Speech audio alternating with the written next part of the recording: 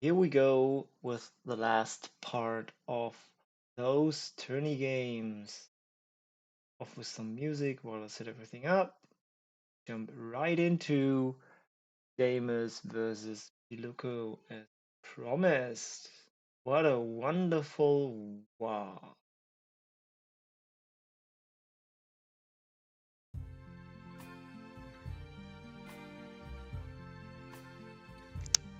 I see boys of green, red war trucks too. Humies go boom for me and you. And I think to myself, what a wonderful war!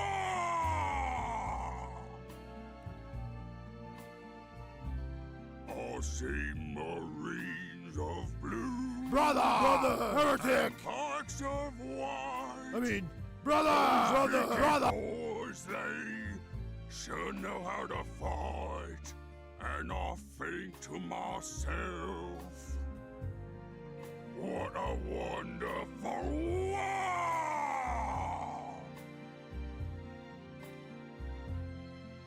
Our storm boys and death copters, so orky in the sky, blast away the faces of humies going by. I see kids dying and saying, what do we do? And they's all saying, oh, I'm through. I hear pansies cry. Rhinos! Our enemies hide in metal boxes, the cowards, the fools! We slow. Then I think take to away myself, the metal boxes. what a wonderful war!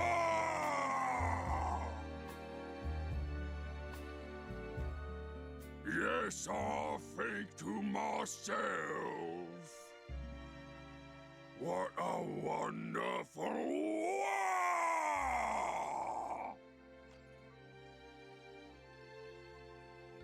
Oh, yeah!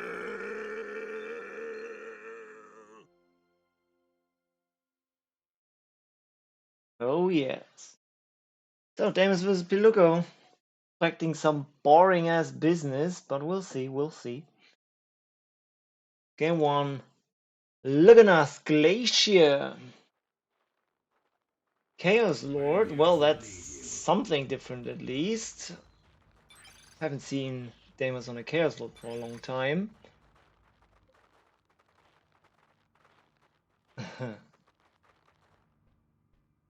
What previous game? This should be the first one. Well. Yo. You look on the Inquisitor. Let's see.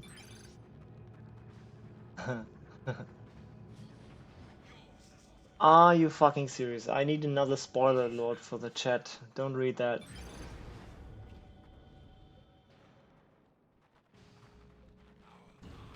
I guess. Well, if you read it, I will try to do that other game next. So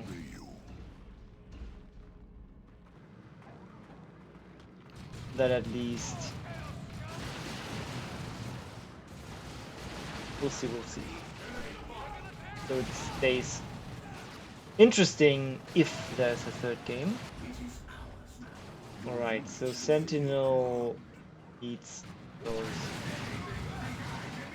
Chaos Marines. Not the best map for IG, lots of tank traps. And here is the stomp, but he didn't do it for some reason, and a good knockback on the Inquisitor, that could cost her a life. Stomp tries to save, but Kill the Weak was just earlier, and once the ability is going, you can't stop it by a stun. You can stop the enemy from clicking the ability, but if you already clicked it or used the short key, then it will come through even if you stun it before the ability is finished. Inquisitor was still fine though. slowly but surely the Chaos is losing HP, while the IG doesn't really care for that one model they lost so far. No instant second charge though, he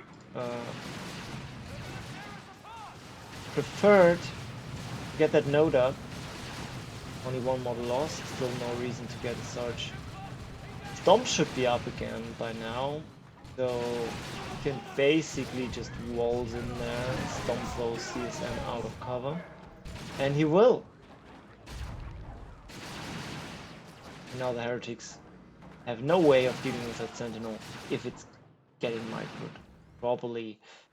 On the other side of the map though, those Heretics were able to push a lot.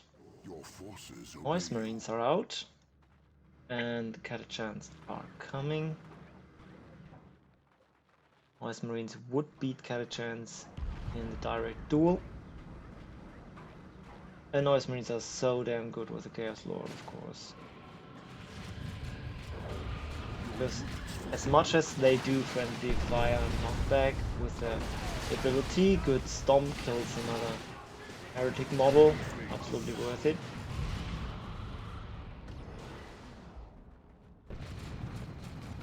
Yeah, I guess the Hem of the Witches is nice against Noise Marines,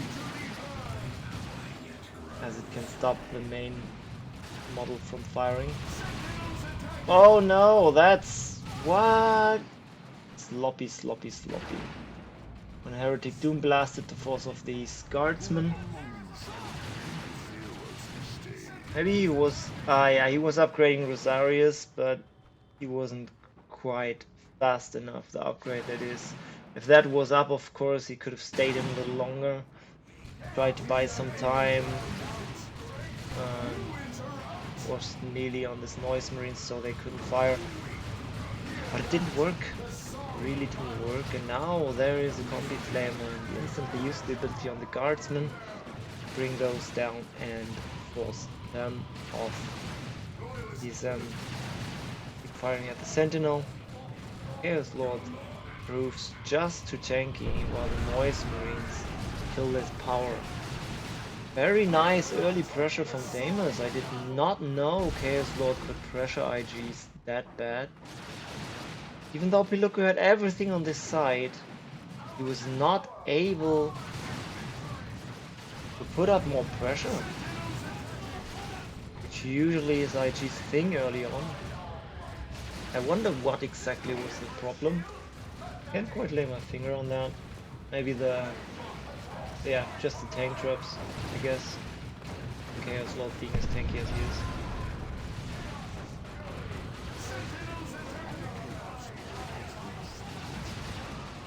Oh, he finally forced him off completely, but Deimos is already on his way to 2-2. While Piluco got bashed. It's about to get decapped.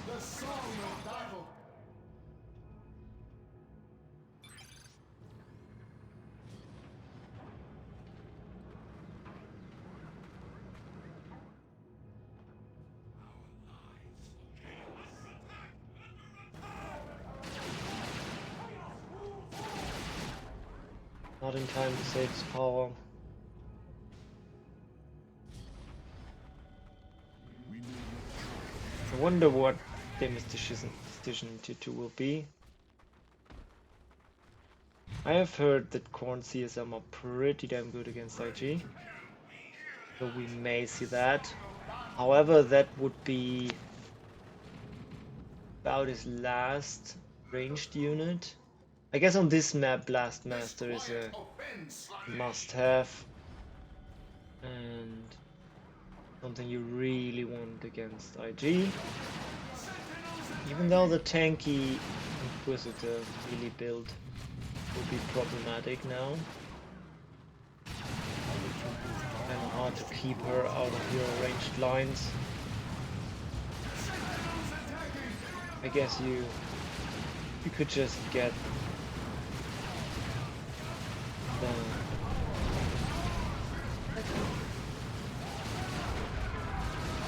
ja, aber das ist nicht das richtige Handy ist, Schatz.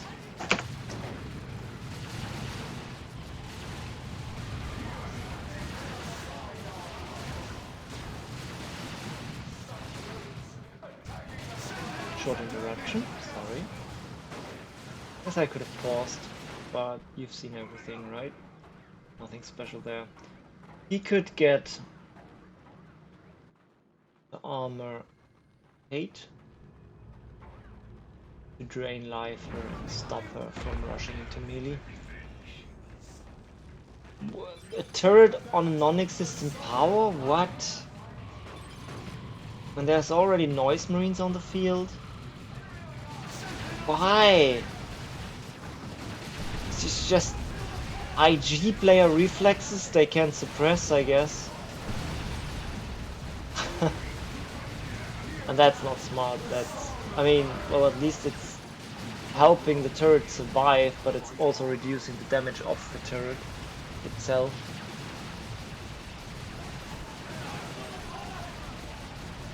And that's it. Yeah, Combi Flamer as well is good against that kind of turret.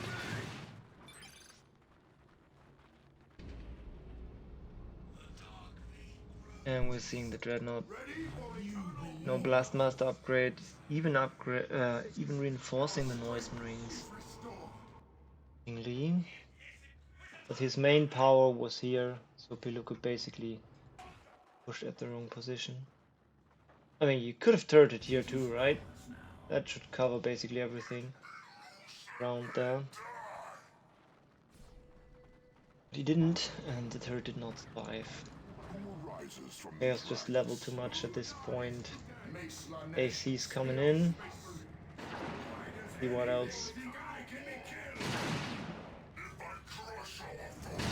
I guess with the Chaos Dread around, I could really see them becoming Corn Marines. Chaos Dread's just gonna chase the Sentinel. And there's no repair support for it, so that one will die. Dies to the little belly bolter of the Chaos Dreadnought. Do not underestimate that. Doesn't look too epic, but that twin-linked Storm Bolter it is, I guess, does about Tech Marine damage. So actually pretty damn good compared to other walkers guns.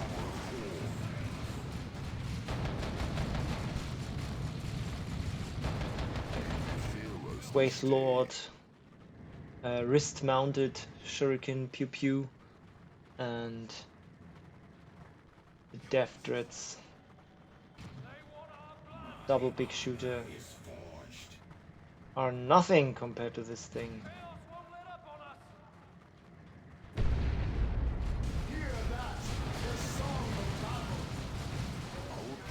No, smoke does not work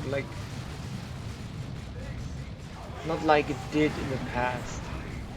In the past, the smoke would only reduce incoming damage, but there has been a nerf when the Catachan smoke works like every other smoke, mainly Razorback and Commandos smoke, which reduces incoming and outgoing damage alike. So it's basically just there to save vehicles, or just save anything from range damage, and to help melee units get into melee and be resisted to ranged fire while being in melee. The unholy trinity of possible Blastmaster, Dreadnought, and Bloodletters is here, or is about to be here.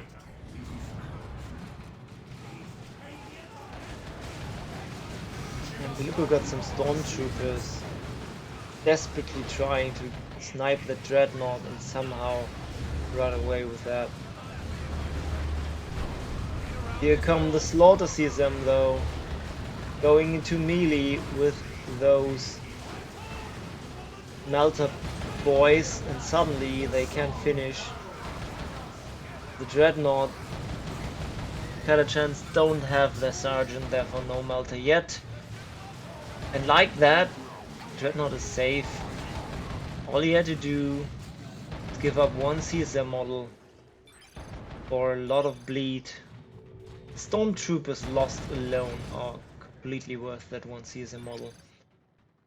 And on level 3, I really wonder why he doesn't get the I guess Blastmaster or the Eternal War upgrade would have been the next thing here. I guess you don't need Corn CSM if you can just slaughter, right?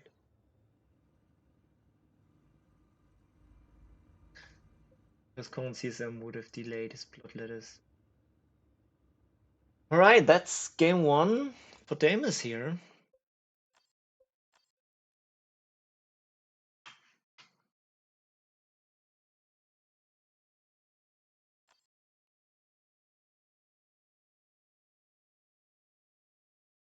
Let me quickly check which one is the next.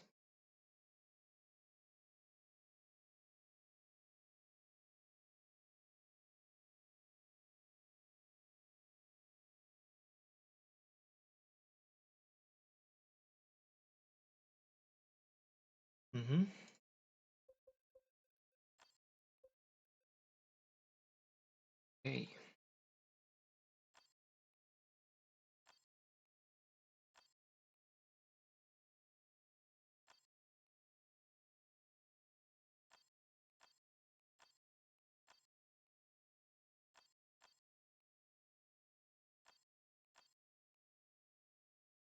This one. Wait. One we just looked at. What? This is confusing.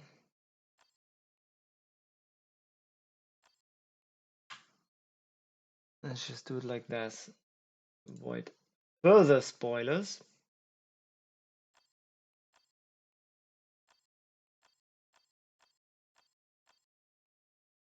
It's too many games at this point.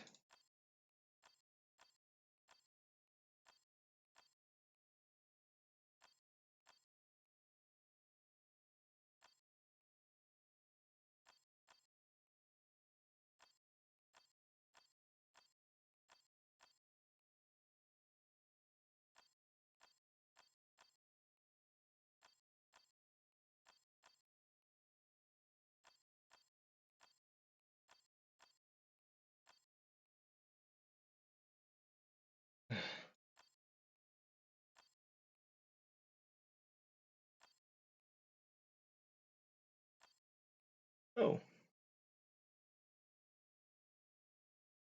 think.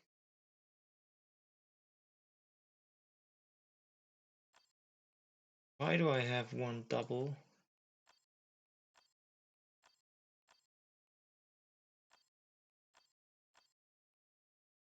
Oh my god.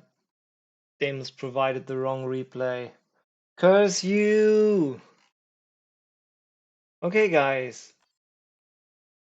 As it stands, we will not see game 1 of Piluco versus Deimos because Deimos provided game 3 and that one. It looks like we did just see game 2 and Deimos provided game 3, which is already on ESL. Some individuals are just useless beyond playing Dawn of War 2, that is. Alright.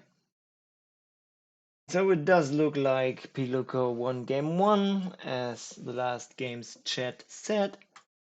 And we'll just go into game 3. Piluco on the brother captain.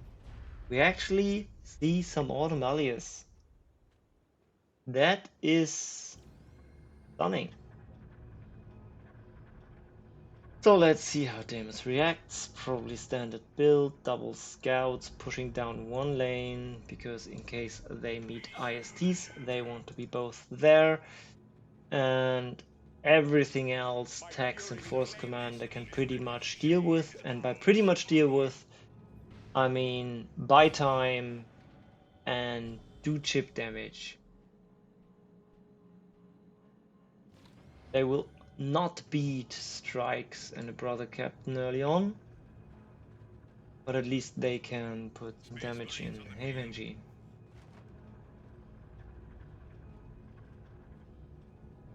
Witches and sorcerers. Force Commander notices it's not a double IST build, which I've seen a lot of times against Space Marines, and I don't quite know what this means. So a lot of players prefer to go for the double ISTs. These guys, wow, would go for the ISTs. Oh, upgrade on the strikes even. Interesting. Did they use their puny little... Yeah, can't deal with that alone. They chased the scouts for too long. Much damage there. Probably... Wait, they didn't even use banishment and... what's the little slow thingy and energy burn? Which one did they use? Didn't see. You probably did. If not, you can go back. If I was him, I would have probably slowed the tacticals and then went into melee and then banished them as well. And we get a double tech build here.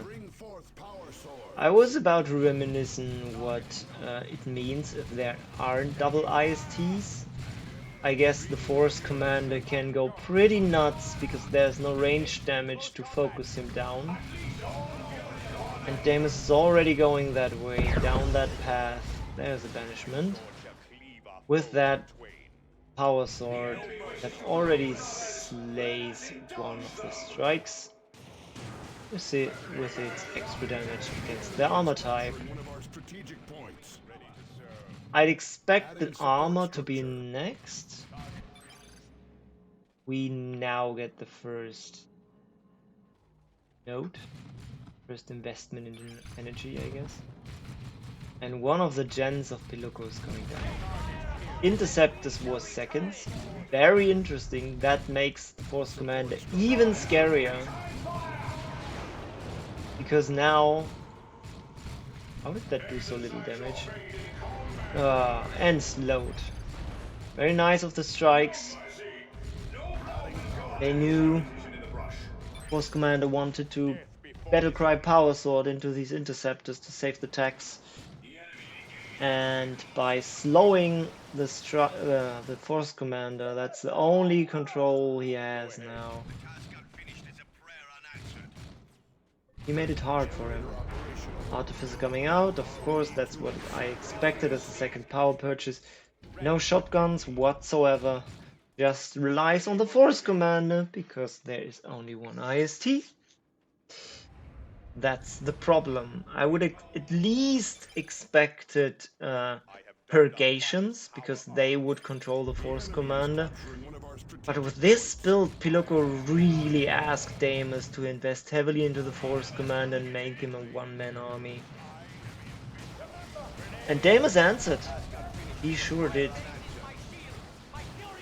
Not quite timely retreat, but gets out without mortal loss, I assume. Force Commander trying to regen with his Artificer. And I really think the BC should not go alone. He should let the ISTs go for the sides. And just go with the... What's this little slow and single model damage thing? That could work against a Force Commander here. Interceptors go in once more, that's asking for trouble. But the Force Commander is still focusing on these strikes. And got one already. Probably gets a second. Yes, gets that. How he got him. That Psychic Lash is what I was thinking of. I do agree with that call. Piluco's really trying to rush tier 2 off of that build. Very interesting. Yes, with a double tech build, Deimos rocks, and a second scout too, he dropped quite the late power. But also he doesn't have much power investment. All he invested was hero and one shotgun. That's not so bad. Not much more than even less than Piluco invested, I guess. With his one unit double upgrade, no. And one war gear. It's about on par. And if he gets to bash even more, because remember he already bashed one of these gens, level 2 now as well. Good grenade though. Quite awesome grenade by Piluco. We'll bleed a couple of models for it. And at this point the force commander just needs to stay with his tags. If anything comes in, tags can actually deal with it in melee. Just because they have Kraken rounds and the advanced battle cry of the force commander. Look how they massacre these Autumnales boys. And if then there's a shotgun blast as well to peel for the tags, yeah, nothing more these Autumnales boys can do. Strikes went down and the ISTs can't really deal with double tags at all. And that's the GG. The crusade of the righteous. So Deimos scouted the weakness in Piluco's build early and went hard into it by upgrading his hero, and that's how even a highest level game can be decided quite quick. Just by not going for a second IST and dropping that gen when Deimos was scouting it.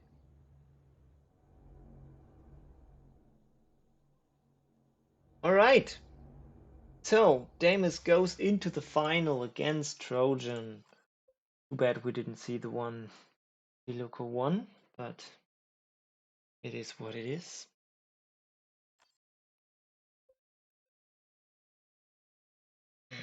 We have discussed this in part 1 and 2 in length.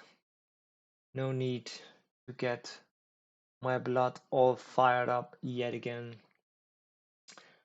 And I guess with this, we just hop into the finals.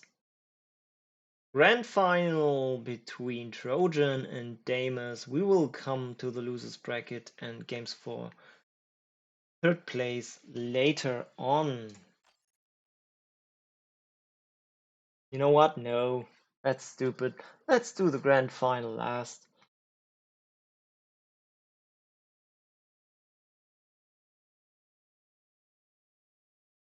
Actually,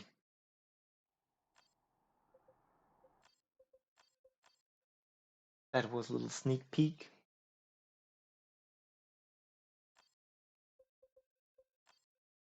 So, what are we actually looking at? We now know who lost. So I can actually move that spoiler this time. Piluco went down and so did Adila to the losers bracket. So we will have, we've seen these games. I hope you've seen them by now and so casted them both. We have Adila versus Val and Piluco versus Cry. Sadly though, Piluco lost all faith and just bailed at this point. He did not even play one game against Cry, so there's no games to cast here. He just gave up because once in the losers bracket you can only make it to third place. It looks like Piluco did not have any hope make it there with Cry and Val and Adila down there. So next up, Adila versus Val. to decide who is going up against Cry to fight for third place. So let me just quickly find that one. Oh, that was one of the games. Just start with that.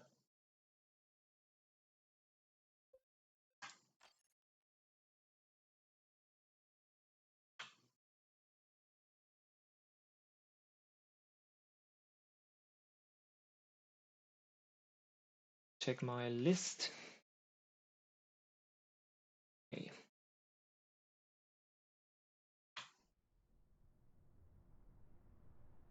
Here we go. We've got Adila versus Val, and Val actually on the Lord General. I have never seen him on Lord General before. He was always Inquisitor if he played, when he played IG. This is very surprising to me. Maybe he doesn't like Inquisitor against Eldar. Again, we're on the best map, best possible map for IG. Because there's no heavy cover, so no ranged units or heavy weapons teams. Setup teams can hide in heavy cover to bleed more guardsmen while the sentinel is slowly riddling them down. Warlock will find these guardsmen and the sentinel will aid them soon. Destructors somewhat miss. Warlock will go into range stance, right? No! Just trying to melee for some reason without even using leader foot, but still able to close the gap. I absolutely hate that. This Warlock is quite bad at chasing. He doesn't charge, so it takes a long time to close the distance. I mean, the jump is nice, and then you get into melee attacks while they are on their asses. But after that initial knockback and 2 attacks, he does very little damage chasing. So I would personally have preferred putting the Warlock into range stance there and hiding in light cover. I think that would have bought him a little more time than rushing into melee as he did. Didn't kill a single model. So it was really just Warlock forced off faster than he could have been forced off. In range stance, he may have killed the guardsman model. Why are these guardsmen and these guardians like everything's guarding? Fuck's sake. How am I supposed to talk the right words? Speak them even.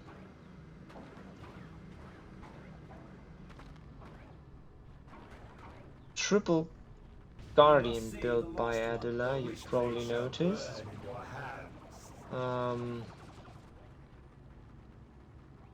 Vagrant loved to do that very much, especially before the guardsman models, guardsman buffs, when IG would always rush tier 1.5 units and just keep these vanilla to repair the sentinel with a still stronger sentinel. Triple guardians. Hey, these guardians were stronger too, they had more HP at that point. So with the current way of things, I don't know if this build still makes sense, but at least it allowed him a pretty good timing push here.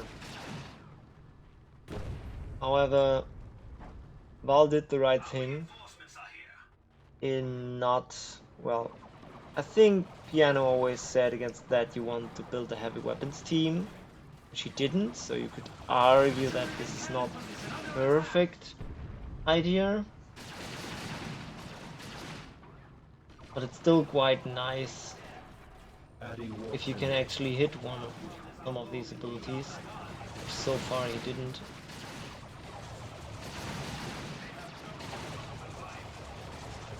That will cost him his node. Looks.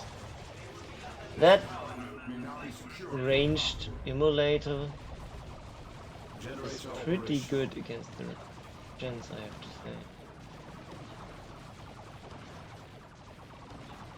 It is destroyed.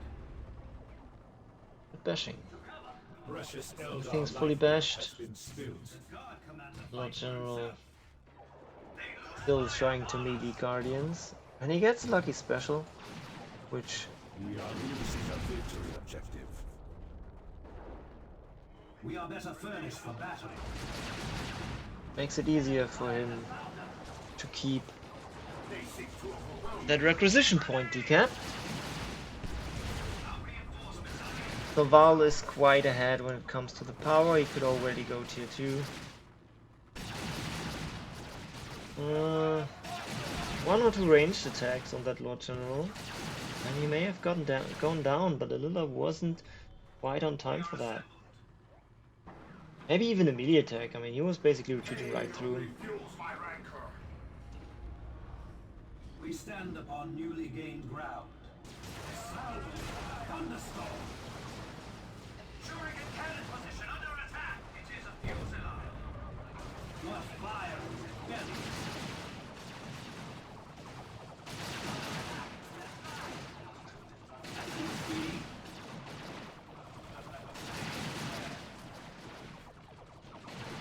What fire. Well, started getting a second and third power, just to make sure he can make it to tier 2 and actually purchase something there, even if Adila makes it into more bashes. This build is an early pressure build, and I'm afraid it didn't do as much as it needed to. Guardians will never be able to outshoot guardsmen, at least not cost for cost, and bleed for bleed. The weapons team is well enough countered by the spotters. And the spotters can still threaten the guardian blob with some shells. So this is not looking so well. Chimera is half on the way when Adila makes it to tier 2. And then it makes it to level 2.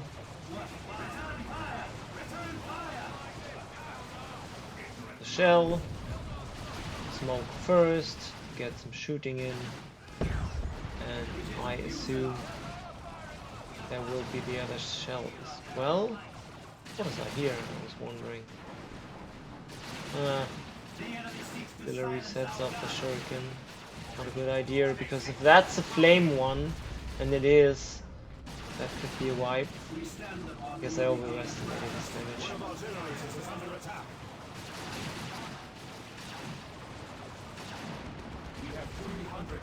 And here comes the Chimera. Lead even more guardians.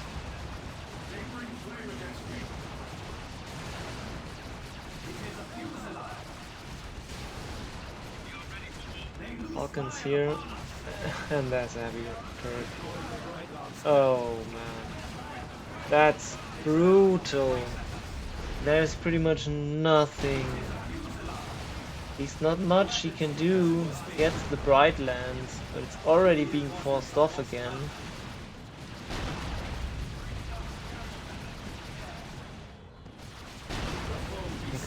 Yeah, the repairs. Well, the spotters coming. Okay, this is close, but the spotters are in time, I guess. Yeah, here's smoke. The turret goes down. Okay, okay.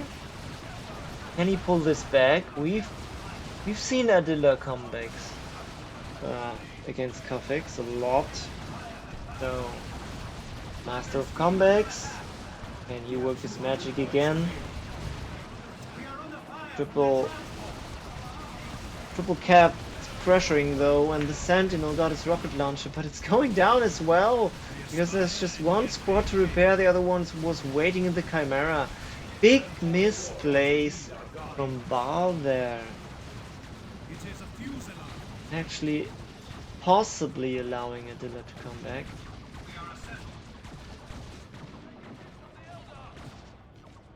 warlock has The arrived. weapons to team's vouch coming for out It shall be done. in an attempt to get some AV on the field. Because as it looks right now, Adila can just do whatever the fuck he wants with that Falcon. While the Chimera is threatened by the We Brightlands. support the craft world. The guard commander fights for himself. That had nothing to Our do with the guardians have given Falcon. their lives for our That cause. was the Brightlands alone killed the turret because there was just single and not double repair, and the spotters were elsewhere not protecting their turret and vehicle, which they should have. And then Sentinel thinking it could 1v1 the Falcon under single repair when he had double repair there and just needed to actually use it. Just forgot his guard, the one guardsman squad in his Chimera. Guardians have come afield. Okay, press stop and use ranged attacks. Yes, more ranged attacks, please. No, what the fuck? That's not the Adila I know.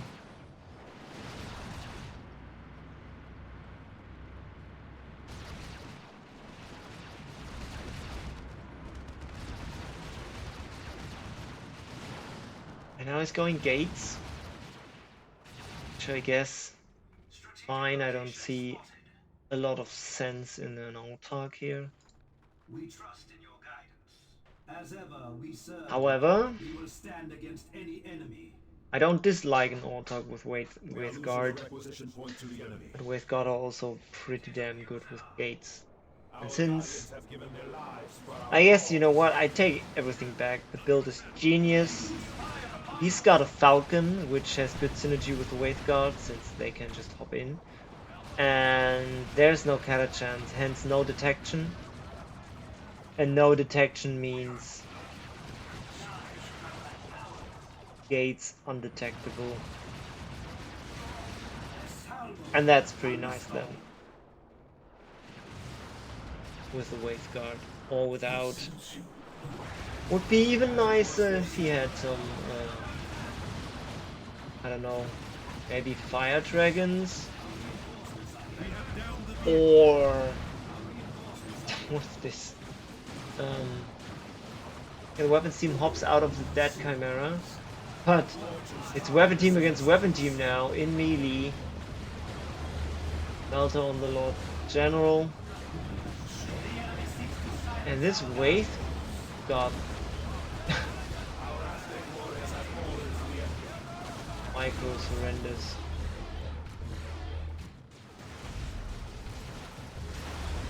Melee on them,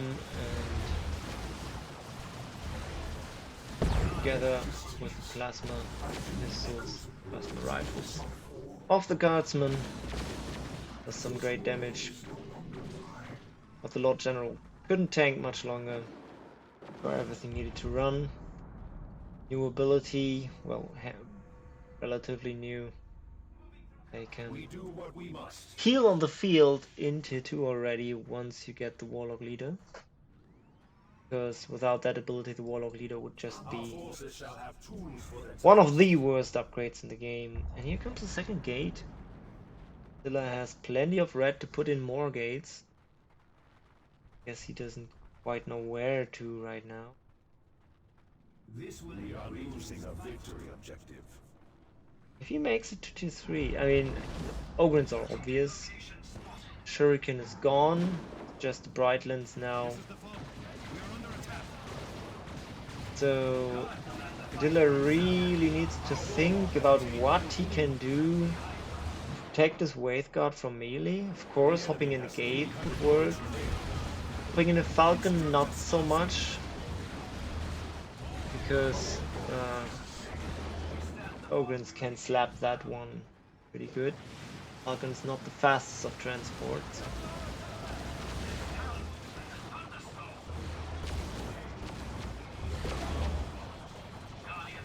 I guess Witchblade would be helpful to control the Ogrins. And once they are controlled, you can suppress them, and once they are suppressed, you can nade them. And If I suppress them, I mean Wraith Guard. Yep, exactly what I thought. Choice. But for now, Elders are forced off. I shall bring them great suffering with this. Still anyone's game.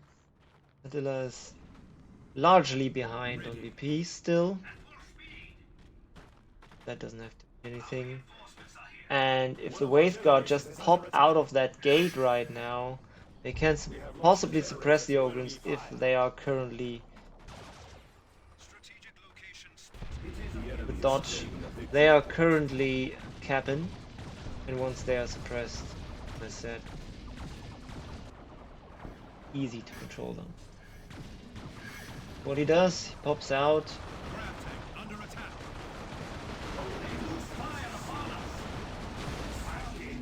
He needs to pop in though.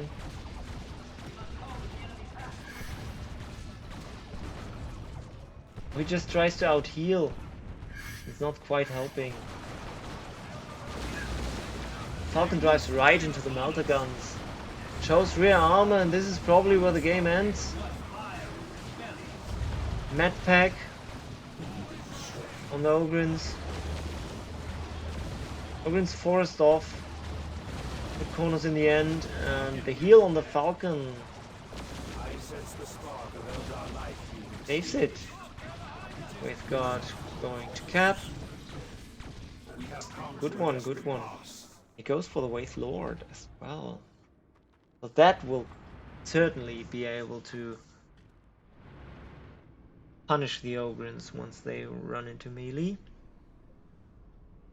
I don't know. What else could you do? I guess Fire Dragons could deal good damage to the Ogrins, and knockback immunity helps to not get controlled by spotters or they use your head. And if the Ogrins run for the Fire Dragons, they can stop your Wraith Guard from shooting, right? So the Ogrins will always run for the Wraith Guard, and then I could see those Fire Dragons work. On the other hand, it's even more heavy infantry, so gives him an incentive to get more plasma guns. God Commander fights for himself. Maybe just an Autark, use the leap on the Wraith Guard. When something is a melee, it's an easy leap. They would get damage and movement speed, so they could kite away while enemies on their ass and could get naded.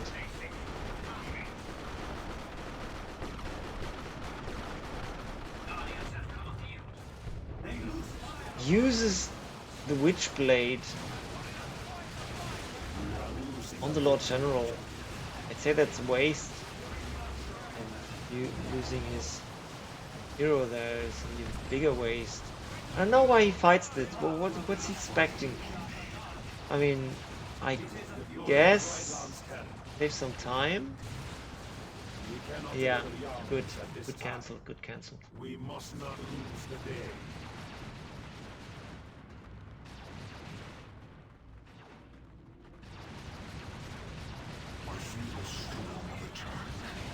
Maybe the easiest way to counter these Ogrins would just have been to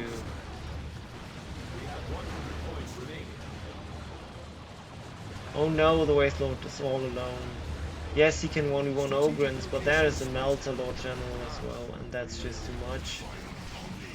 Oh god. Paul has a triple cap anyways, and it doesn't look like he can come back. So just backtake and get a Shuriken. Place that Shuriken behind the Wraith Guard at all times. And suddenly you have just epic ranged advantage with the Falcon, Brightlands, and Wraith Guard. There should be nothing to contest you in range.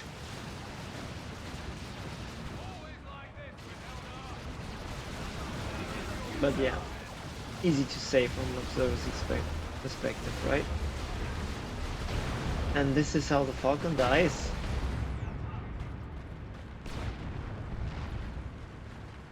And this is how the game's over because the VPs are running out. Guardians have Sad. field. I would have liked to see the comeback here. And it was close in the end. Way closer than I thought at the start. This is most unfortunate. Most unfortunate indeed. Alright, let's look for the second game of ValHero against Adila.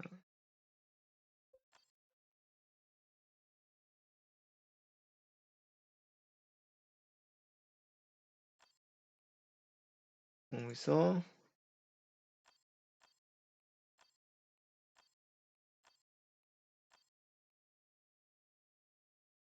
There we go.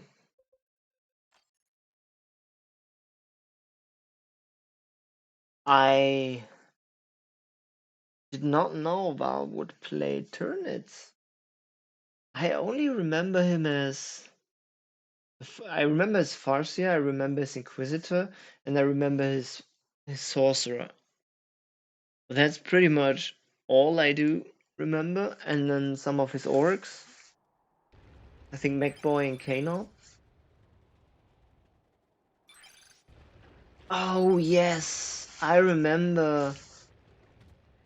I remember a game of Hive Tyrant against Deimos Chaos with a lot of complaints afterwards. But he's not going for that same build he did that one time.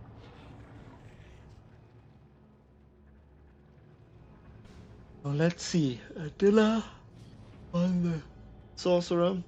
Standard builds. Well, second Heretic before CSM. It's a little weird, but you do.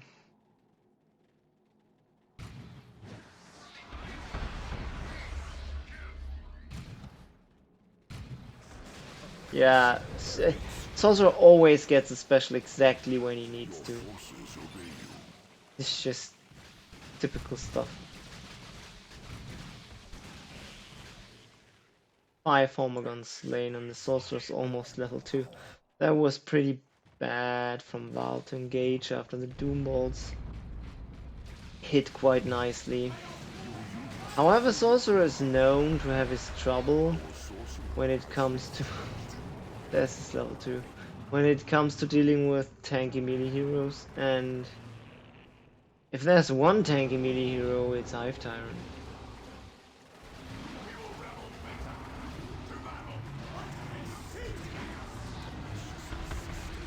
However, the Sorcerer forced off these Homogons, and Val basically needs his whole army to fight here when he hasn't even seen the CSM yet, which is arguably the biggest threat in tier 1.0 against Chaos. And off they go, because they can't deal with Hive Tyrant. A requisition point is slipping away. Idle with your unit you're upgrading. Hive Tyrant is trying to body block any advancing units from molesting his Cappers.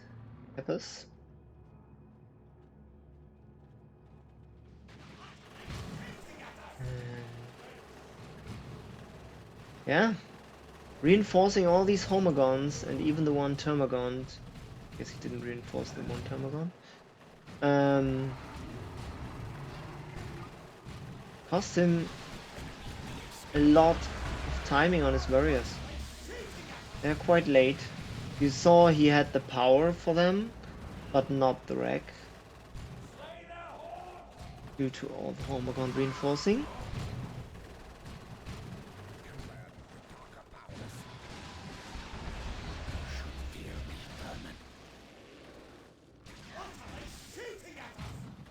I don't know.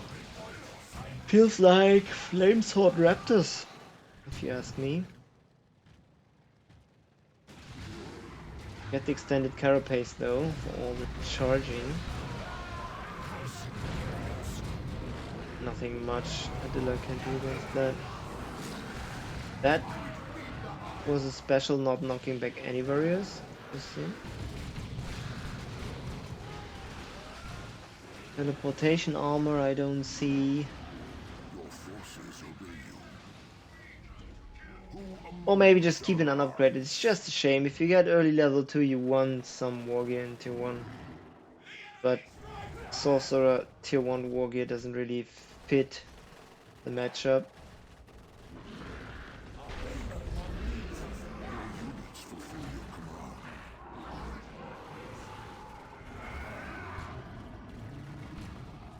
He's forced off.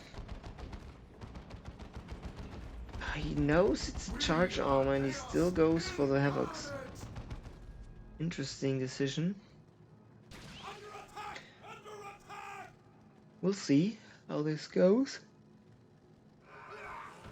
Likewise, Val sees the Havocs and still goes for Warriors instead of Ravenous.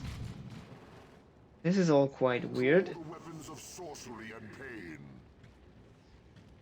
We get one Strangler. I guess he knows he can just charge that thing. Name your target. We will be merciless. I wonder if you could shield it from the charge with his sigil. Ah, he goes for the Sword of Flame. Okay. Let the souls of the innocent gild the armor. He actually makes a telesorcerer. Classic stuff. Damage on the Hive Tyrant there. Punishing him for the charge in. The Homagon's already in there. And with no heretics around, this looks like an overstay. He loses one of two of the models for it. These are models, that is. And since we have a teleport sorcerer now. Oh no, now he can teleport out and he gets knocked back. He's gonna die! Or is he? Yeah, he is. That was such an ill-advised Doom Balls. Oh no. Cost him all his energy so he couldn't teleport out. And Val reacted instantly with a barrier leap. Very nicely done. Knows the limits of his Tyrant Guard here. Hive Tyrant, I mean. And he certainly wants that to reach level 2 soon. Which could be why he keeps him on the field. Strangler now places strength. Easily forces off the CSM. I guess as long as the Hive Tyrant is healthy enough to charge the Havoc, it's fine. As long as there's no retaliation. Which is...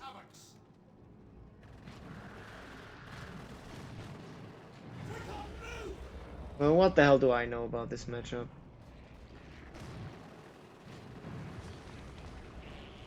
What the hell do I know? Most Marines can't really deal with a Hive Tyrant as well. So what was it? Late second CSM? I don't see that working because Barry is already out and he's just one Bob Strangler upgrade away from being completely useless. So either Havocs or Raptors.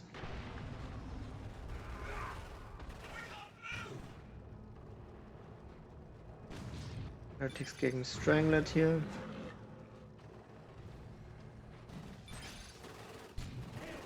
The other ones are gonna get barrier leaped and forced off. Even though they probably could have beaten the Warriors all under Termagon fire, they certainly couldn't when there's a Hive Tyrant as well. Because being charged in retreat was just too risky. Lose them. Another good Strangler shot. While the Havoc gets jumped by the Melee Warrior. Also still dead on the ground. Oh my word! It's a third Warrior. He's not on his way to tier 2 yet. I mean, this has... Our temple's dark majesty grows with our power. You would think he's going bloodletters, right? Going for the crusher though. Can't say I agree. One of our generators is under attack. Probably hasn't noticed that it's triple warriors yet. Well, he knows now. Because one's on his power and one's down here. I don't know if he has time to watch that. But the Homogons go down. That's...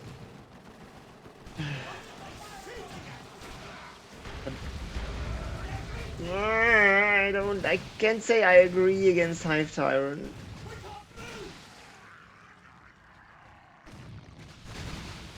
The Strangler will obviously get the Melta, right?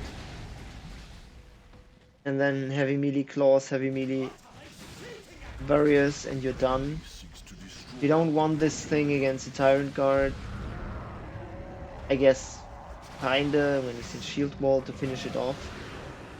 But see, the warrior leaps alone can stop your charge. That's kinda shitty.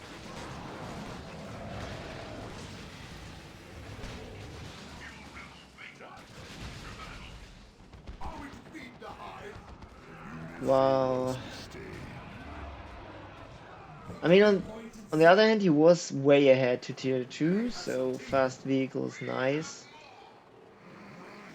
But still, bloodletters are so much better against nits.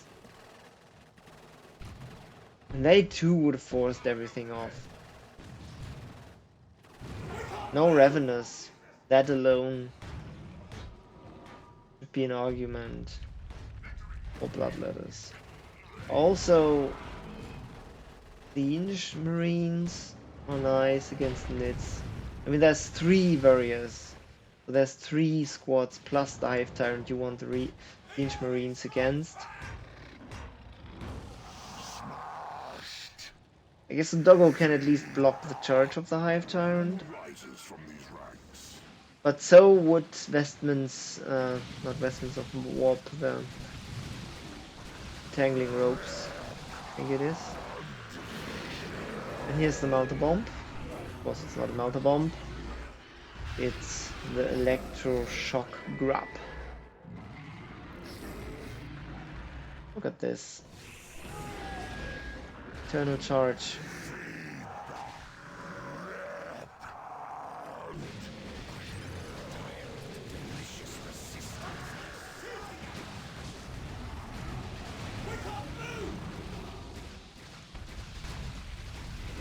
Adrenal glands. It's adrenal glands.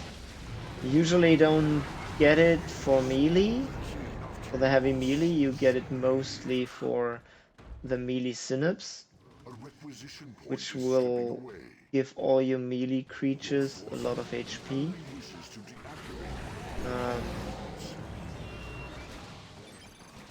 But there's no more Homogons, he lost his Homogons. So this time he actually got it for the heavy melee against the Blood Crusher. Oh, you also get it to give them the extra health, because 65% extra health is a metric shit ton. It really is. Like, these are level 2 and don't have that, and these are level 1, like 25 short of 1000, and these are also level 1 and have the upgrade, and you see 1600 is a lot.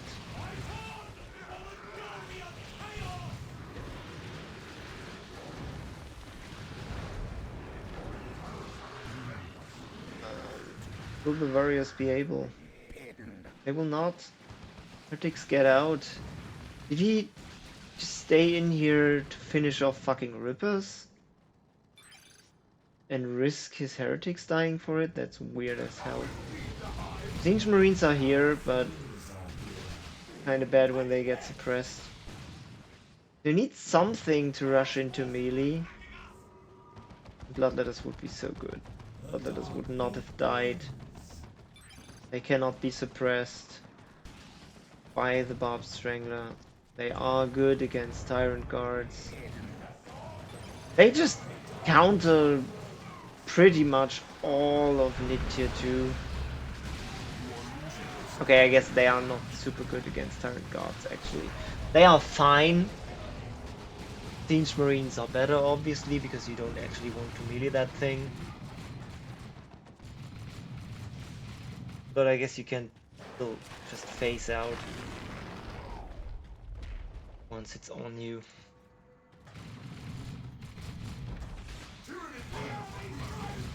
Not firing at the warriors, but really wants the tower gone and it survives with 2 HP. Oh lord. And we get the warp field. Tier 2 warp field, interesting. Triple cap, Val just tries to push these VPs home. Rippers coming from the capillary tower, of course. So the Havoc will be completely useless soon. Iron God gets a lucky special on the heretics. Somehow. Must have been attacking the AC. They must have been on the move because they're already level 2, and being level 2 that AC can't be special from a Tyrant Guard if they stand or fight. But if they move to attack something else and go around the Tyrant Guard and he gets super lucky, well then that's what happens. Also will go down another... Oh, it will not, because the suppression helps him. Good save, good save. And my guns will casually run. Get out. Oof. Havoc's down and Adila is pretty depleted here. Could have had double letters by now. He decided for that doggo against the Hive Tyrant. I can't really agree with that. But it is what it is. Also didn't like the Havocs. But that one is rather understandable. At least that gives a Hive Tyrant a target. DSM can do whatever else. But I do have to say that Sword of Flame with Raptors would have probably been better. Jump into the Termagants and wreak havoc. Or the Bob Strangler once there's one. Hell, even go for a 5-unit tier 1. Who cares? Just get a second CSM after the Raptors. Whatever, it's nits. They're gonna do. They can't rush you with a vehicle in tier 2. So all they have is super heavy infantry, not a vehicle.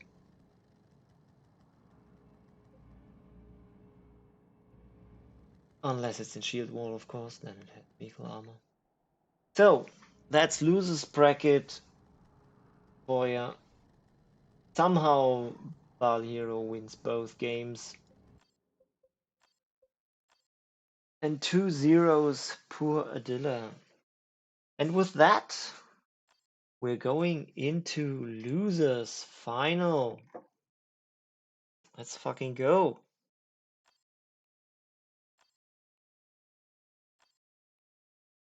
Cry versus ValHero.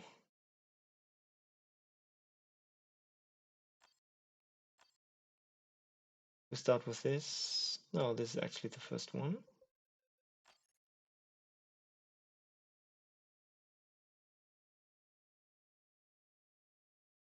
You know what? Quick bio break. Some stretching and hydrate. I'll see you in two minutes.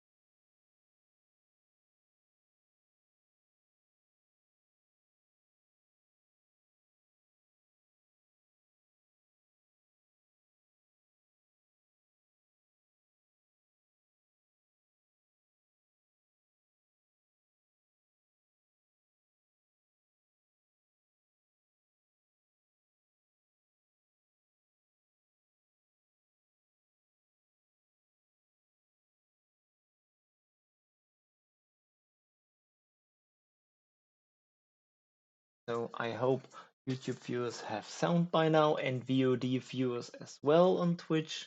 Welcome back, all of you. All right, let's go. Game 1, Cry versus Val. Farseer against Sorcerer. Interested, very interested to see if there will be The skeins of food Doomblade.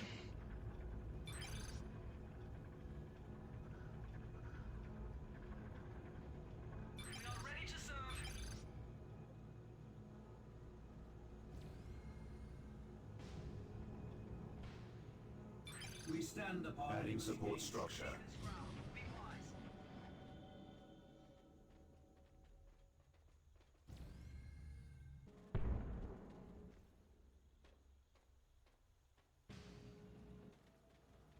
Oh, we actually went back into watching the games. And up built so far. Support structure complete. Farseer's like, you're mine, heretics! Rushes in to slap them. And unlike the Warlock, Farseer actually is a little more potent in melee. Has more HP as well. Generator operational. A faster special at the start. And you see she's slaughtering these heretics. I wonder why he's actually going for this. I mean, that gave the Farseer half a level. And led a couple of heretics. But I guess he decided he was fine with bleeding some. The enemy is claiming a We missed the victory Doom Bolts, I guess, did we? Yeah, he casted Doom Bolts, but we are the didn't hit Banshee. too well. The Banshees go for the bash because he expects The reinforcements uh, Val We must to arm bash too, but Val just goes for the map, which is fine as well. A lot of times high-level players prefer map over bashing because it's basically 3 points, or I don't know, what would he have gotten? Maybe 1 or 2 gens? And here come Rangers. No upgrades yet, of course. You want units before upgrades most of the time. Tries to knock back into kinetic into Nate. And hits it reasonably well considering these heretics were worshipping. Farseer is doing a number on the heretics though, and she finally gets her level 2. So I would be very surprised if this wasn't after the second ranger an armor and even the Doombringer. Fortune armor Doombringer, why not? Or just Doombringer. Leave it alive for now.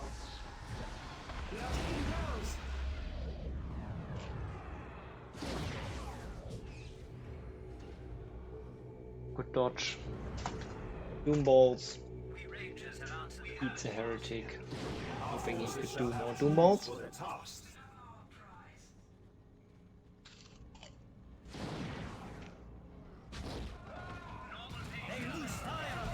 For all the rings.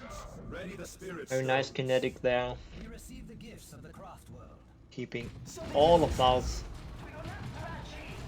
army at bay. Chaotic units. They are pinning us down. Oh! It's Spirit Stones after all. But it didn't do much. Banshees were perfectly healed but still had to retreat. As they just can't stay in that kind of heretic mass. Because by now, that's a triple heretic build. Classic against Eldar. Together with CSM, that is.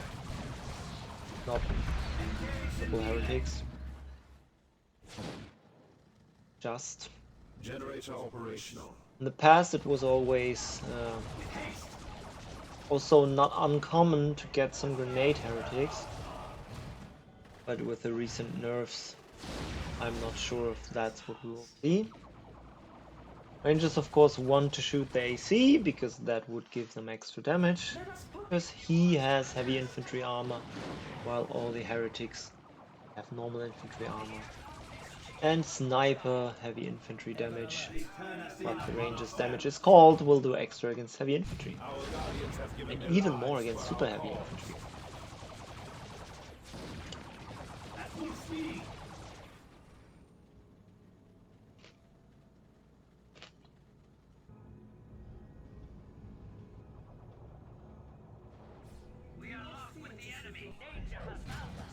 Actually went for the Spirit Stones. Very interesting.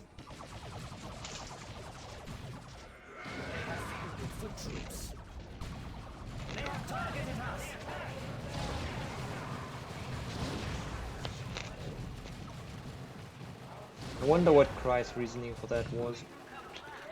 We are losing a victory objective. Oh, by the way, I'm aware that this semi-final was not semi-final, losers final was largely, ooh, we get the sigil. And heretics trade places with banshees. Banshees don't notice too fast. Can he warp out? Oh, he warps in!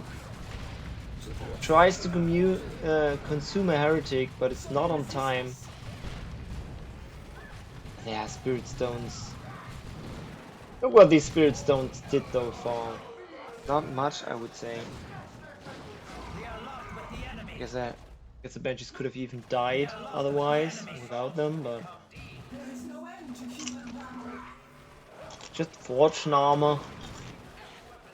Put the Farseer in cover. And make her basically impossible to deal with heretics. Even without that armor, she's level 3 by now due to all the heretics she killed. We have 300 points remaining.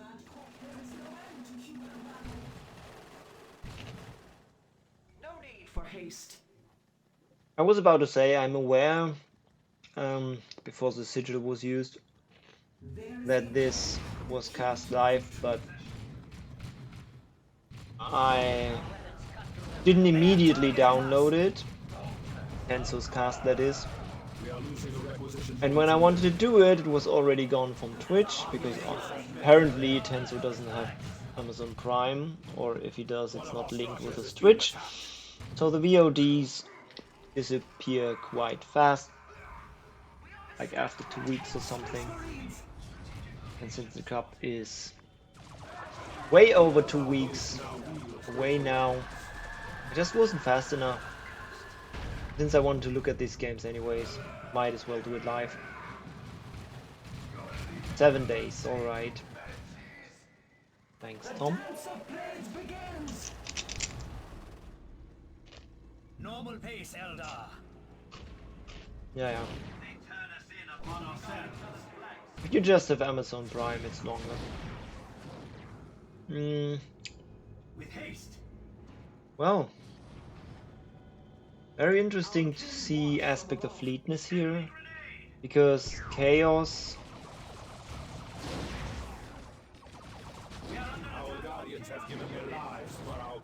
and Orcs are usually the races you want that strength against.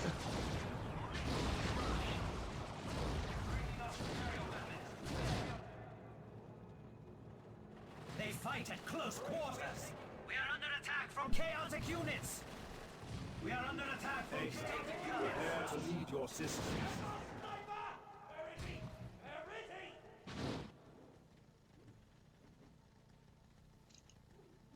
The reinforcements are most welcome. Here's tier 2, Waith Lord. Losing a requisition point to the enemy. Into Banshee Exarch. Now these Banshees are truly fearsome and can easily handle a heretic squad only one. Get sigiled out. Trying to sigil the Banshees in. Very nice. Always creative with the usage of that. Ooh! But the capping heretics get murdered. Very lucky damage distribution there, with every ranger model shooting one of these heretic models and each shot being enough to wipe it. Banshees get level 2, and here comes the Dreadnought. Dreadnought will not be happy to see that there's already Waste Lord out. Where did the Sorcerer go? Oh, it's in there, he just died. Farsi is just capping on level 4.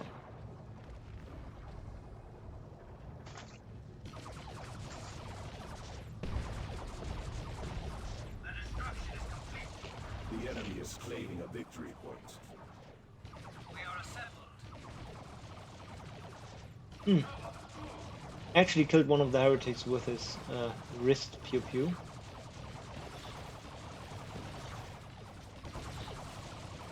Cautiously now. So they resist. And we're getting a Conrad. I sense the place of power. Good old A in and warp out. Sorcerer shenanigans. Hello, Farseer? Are we home? Is this really Cry we're talking about? I guess she could have decapped against the heretics. It's level 4 in Spirit Stones. And we get an Autarch too. Did I miss anything? Where exactly did the CSM die? Did he just Autarch retreat nade them? I must have missed it. You guys probably saw. Oh, here. Yeah, that's probably been the Autarch. Too bad we missed that. Probably when I was looking at the Farseer here. Banshees finally die though.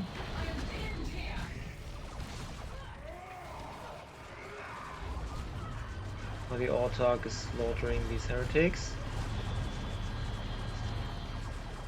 Wasteland trying to finish them off, but fails. And the Sorcerer slaughters the Guardians. So the Wasteland can really be repaired, and thus he can tangle with the Chaos Dreadnought. In comes the Farseer though. Can't guide the Waste Lords anymore these days. Which Cry certainly knows. We are locked with the enemy. Rangers just get out. Stay close. We got each other's flanks. Bringing more weaponry to bear. Huh. Nice kinetic from the other Ranger squad. Our rangers have met their end. And wait. Sorry. Bloodletters are coming in. Support structure complete. Retreat nade. Quite late.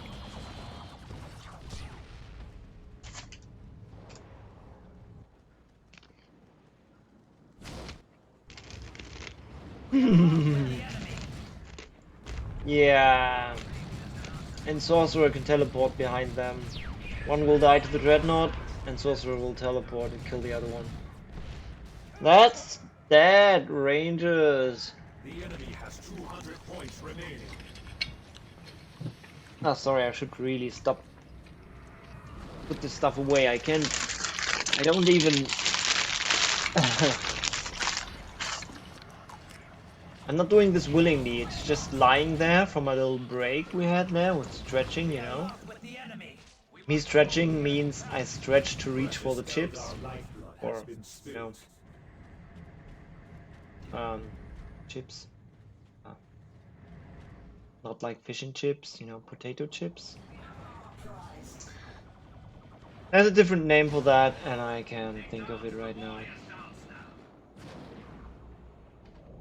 Yeah, good kill on the Rangers, but he too lost a lot. Very bloody game. But let us casually The enemy has Phase dominated out. our structure. Okay, chips. Nice done. I closed the bag so I wouldn't be tempted to Commander, we are taking damage. take more. Yeah, Waste Lord with Autark's always nice, because whatever counters the Waste Lord, Autark can jump. Well, basically everything but the Chaos Dreadnought. Corn Mark.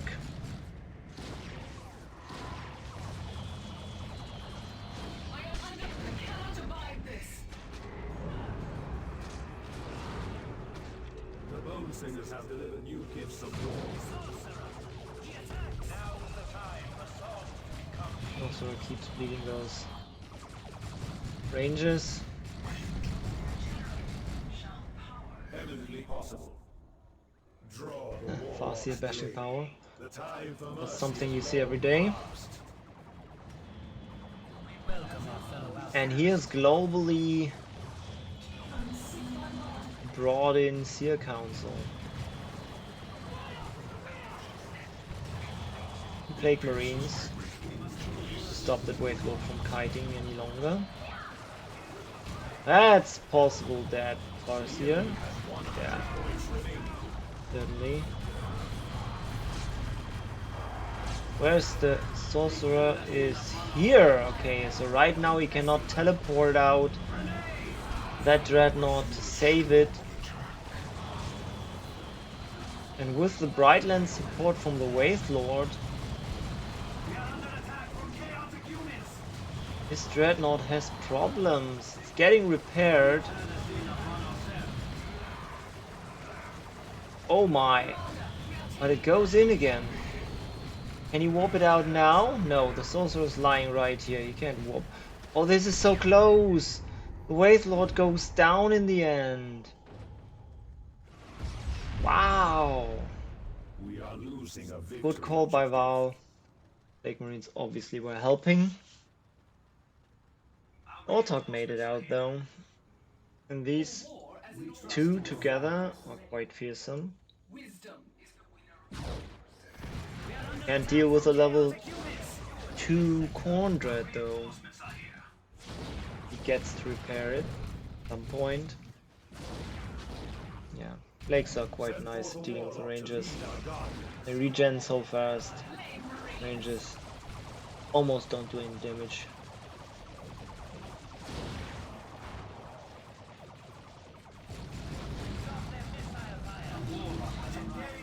Here they come.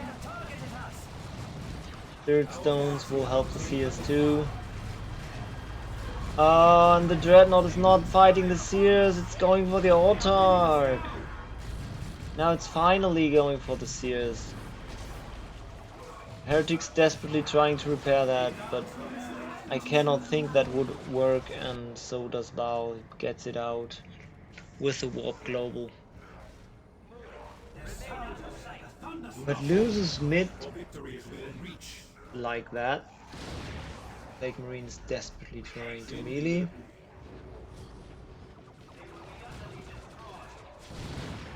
Because Val is down to 66 BPs, that's why he needs to fight so desperately and doesn't quite have the time to repair his Dreadnought. Good as this Dreadnought is here. The enemy is claiming a victory. In blast, yes, nice.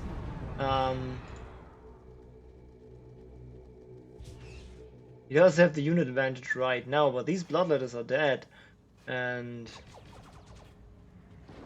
he's not even jumping with the Seers. No, he is. Ah! What? No. No. Yeah. Can't run from Seers like that. That would have been weird to me. Here they come. Look how this thing murders the Seers by now. And Fire Prism is the solution to the situation. We are under attack from chaotic units. Ranges forced in. I don't agree with shooting this. Like, what for? You're not getting level 3 off of this. Just useless. Don't. Enemy grenade! VPs are so close. We are assembled. And all he has is basically that dreadnought. The ones coming in. Shape the Wraithbone into the Level Seer's 3 armor. by now. We shall rise Of course to the challenge. he's trying to get to the in between the VPs and in the cover of the Fortune favors us. We must line of capture sight what we blocker. may. Little mountain there. We are under fire from their transport. Yeah, he can easily deal with these seers. He has proven that before. And the fire prison somewhat misfires and hits the seers as well. Heal from the Farseer coming in, so is Fortune. Wow! Tier 3 Fortune armor. That's something.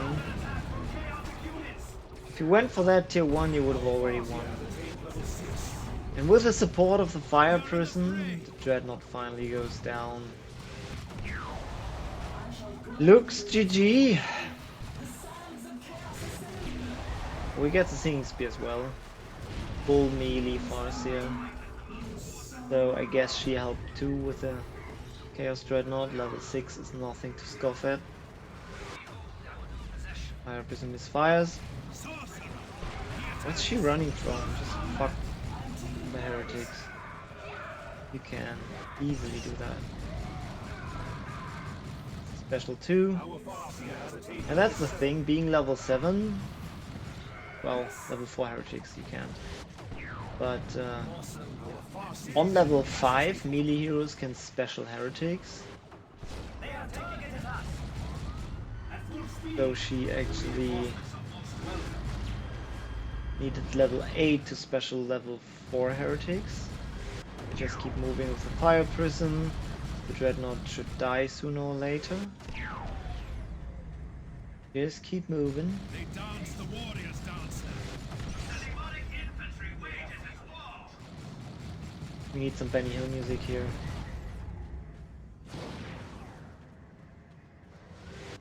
But the dreadnought can be warped out. Of course, right now it would just warp it here. Yeah, cry is life to this. So this doesn't work, and hence the game pretty much over because Val has no army left. Heretics alone will not be considered an army, especially if it's just one squad.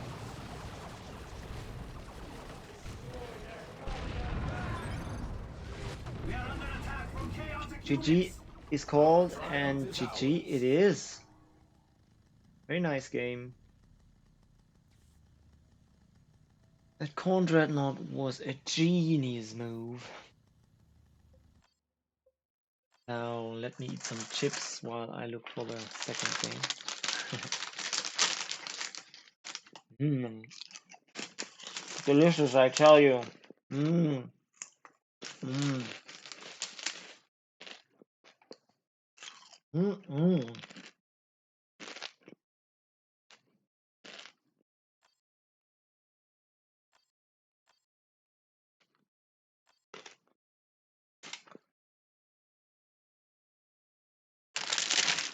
So, game 2.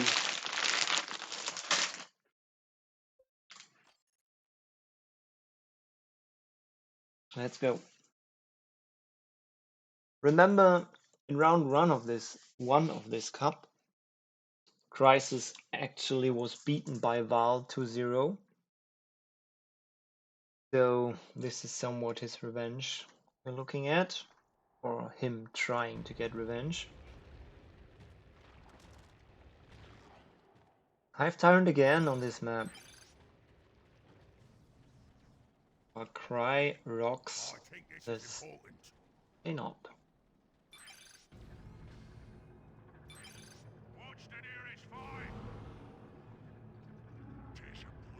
It's actually pretty good against the Hive Tyrant because you have that Taka. Riddle him down, can't really catch you. Also, it's a garrison map where he's pretty good as well, and he can bleed these needs early on so well.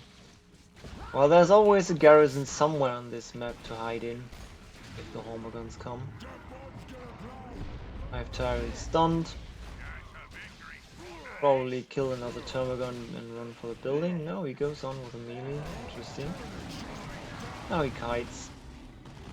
Having his shooter support finally. Like a spot.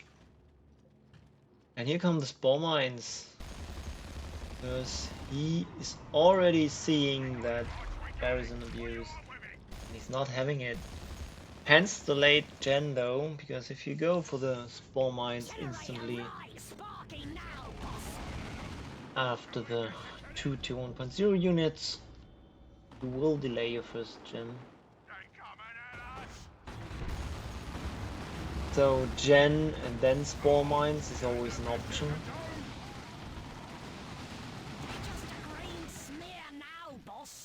But yeah, I wouldn't.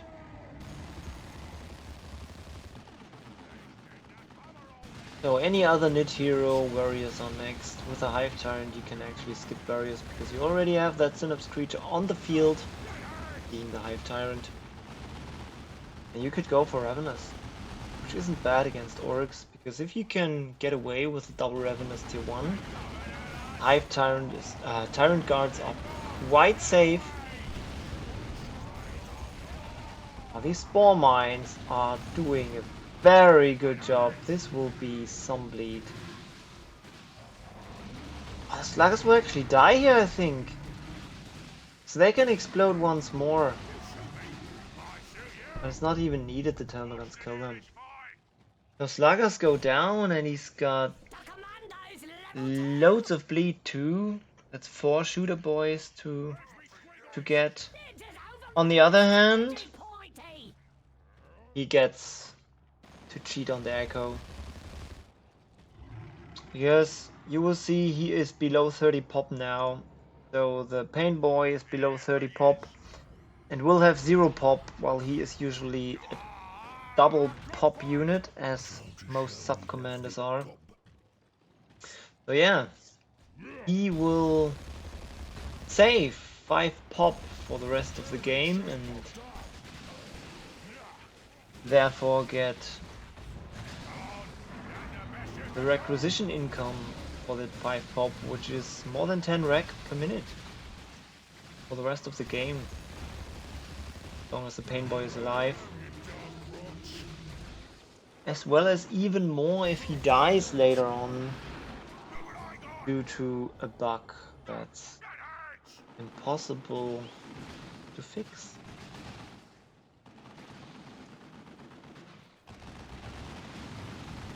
One Spore Mine still running around. Certainly agree with this. Strangler's quite strong against Orcs. Even if Storm Boys jump that, they can just kite. If Termagons have 1 Toxin Sac, blow the Storm Boys, and even without that they can quite nicely. So what the Orcs have to do is get that 1 big shooter and use Aiming What's That to suppress them so they are slowed.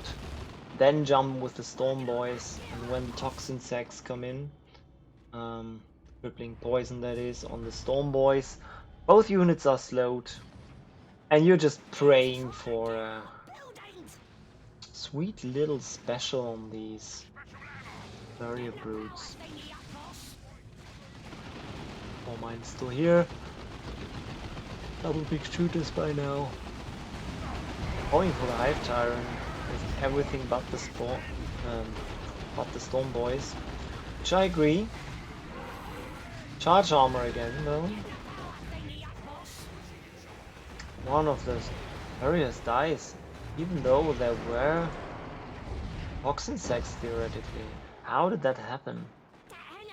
You guys can go back. Did he stop kiting or something? Or did the Storm Boys just get an early lucky special?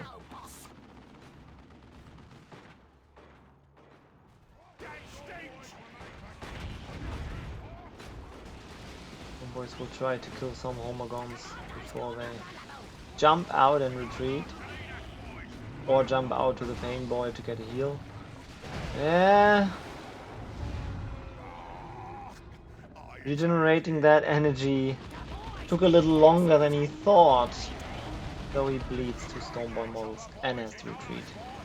Painboy was there ready to heal, but it's just a little too late without jumping. Level 3 on the K-Nob. As Nits versus Orcs is pretty bloody. Can't say I agree with the shooter knobs here.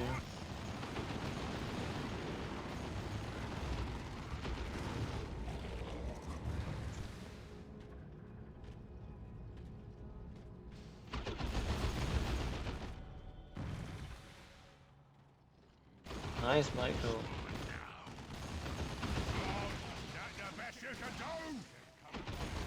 Did not know shooters could hide stranglers like that without getting hit. That was awesome. Holy fucking shit. Excuse my English.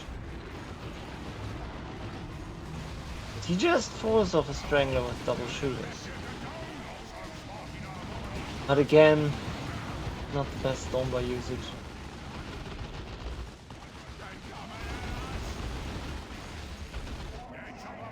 Charge. Retreats in time though before everything gets knocked up and subsequently mauled by Homagons. It will deal with the Painboy right now though.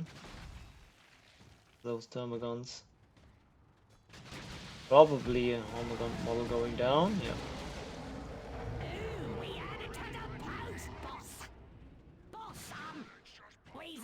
K-Nob just kept everything. In the meantime. Homagon is still unupgraded though. Interesting.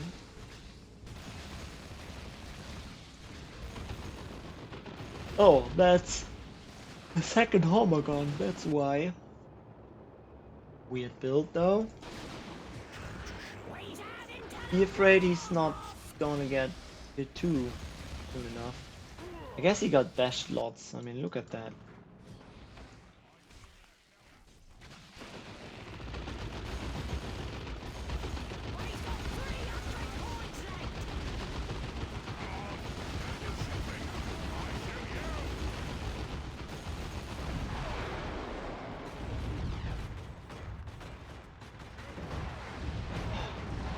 Why did he stop? If he just kept kiting, Stormboys would have never caught them and Homagons would have had all the time in the world to munch on the Stormboys.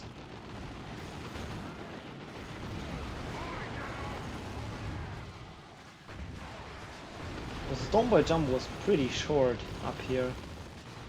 Warriors were already basically out of charge range.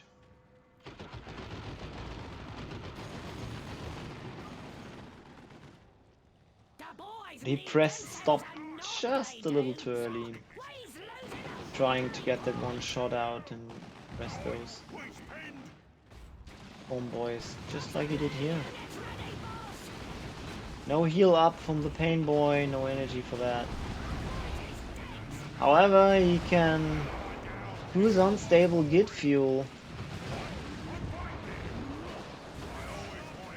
Unstable fuel injection, that is, to explode one of these Stormboy gits. That did some good damage on the Homagons, forcing them off. Gets his upgrade as well. And the git source better heal. Bomber Boy as well. And that's a dead hive turned. Because that Stormboy knob is out for blood. Oh, the shooters. Bam. Jump for the stun.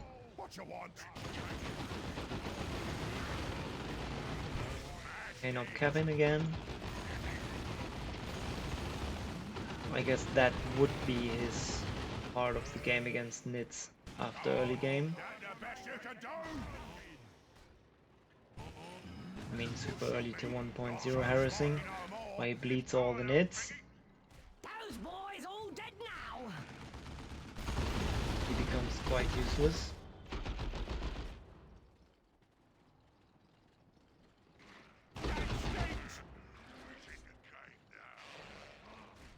they coming at us? So keeping him unupgraded and just kept something nice. Guns were trying to deal with the shooters, but Painboy is there and can just explode one of the shooter models, and this is the result.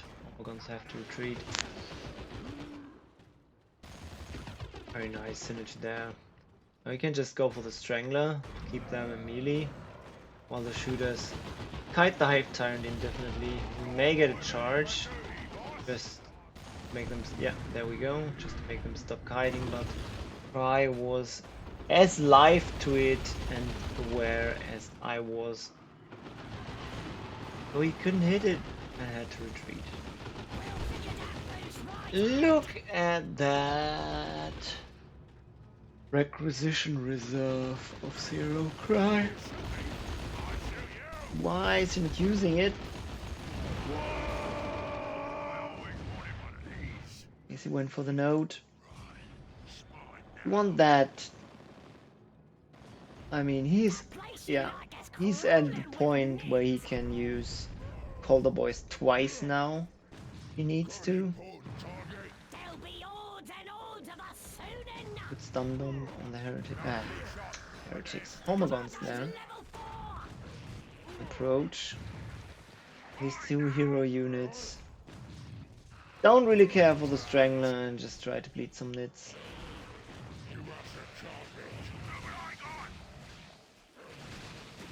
Get those juicy levels. And buy time for the rest of the army to come in. Painboy should run soon. There we go. The Stormboy is just capped.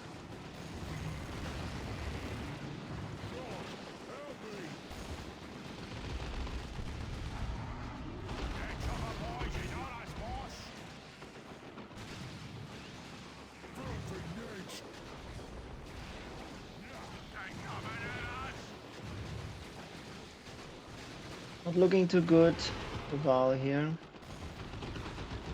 As I said, for the boys. Just around the corner. No sluggers though, that helps Val a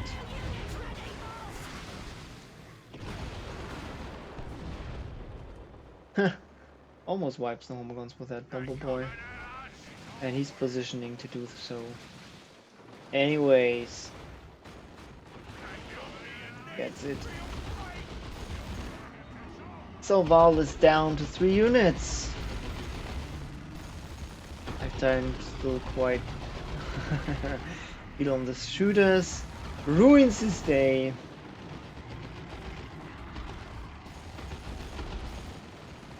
Lifetime has to retreat. Tyrant Guard's coming out. Finally. Cry already has everything he needs. He was hovering the flash kits, but decided not to do that. So I guess it's Battle Wagon, because anything else he could already do.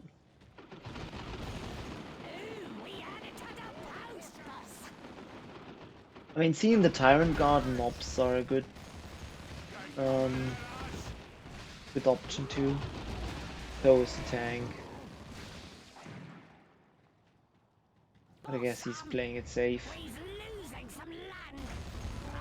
with the Battle Wagon. So much for the Colder Boys. He rather waste the rock. He put the Painboy in the position he wished for, I guess.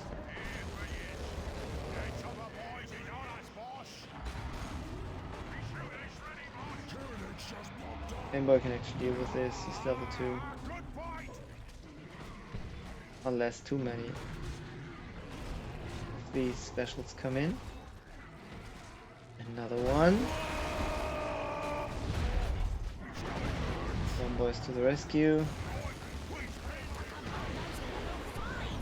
And that turn dies. Yet again. Boys kind of have to get out, right?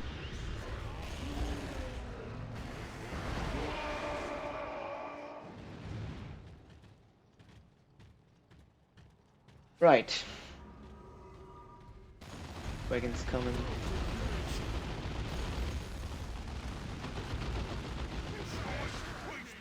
And then he's probably going flash kits next, right? I'd assume. Or the knobs. Whatever.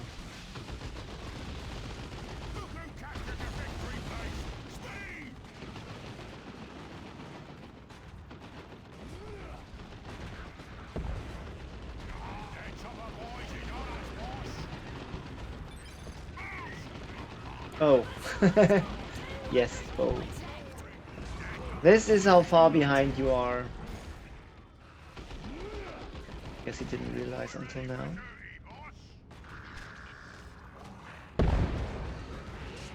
Bye bye, homicons.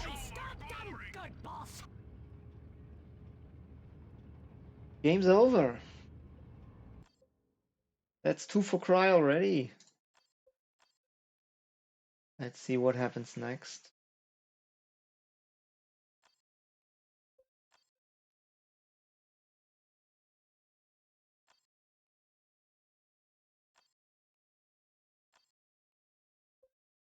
This time Val's on the orcs. And Cry on Space Marines. Let's go. Possibly last game. Match game. 2-0 for Cry if he wins this. The game is over. And he's rocking the Apothecary against Kanob. That's classic matchup. Where you don't quite want to be Kanob.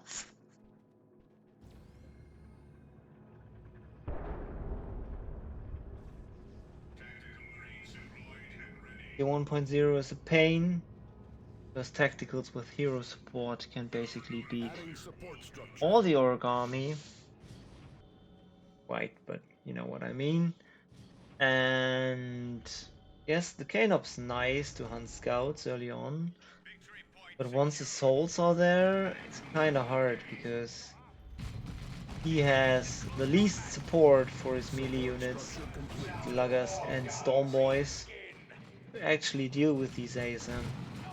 So what's supposed to counter those ASM suddenly can't anymore once they are supported. And then there's this fucking ASM doing whatever the fuck they want. Probably what we will see here too. Doesn't even go for a second scout. What? That's super early assaults. And super early vials as well. Rights. Purification rights. So the thing that does knock back around the target of the heal. Actually gone. Status.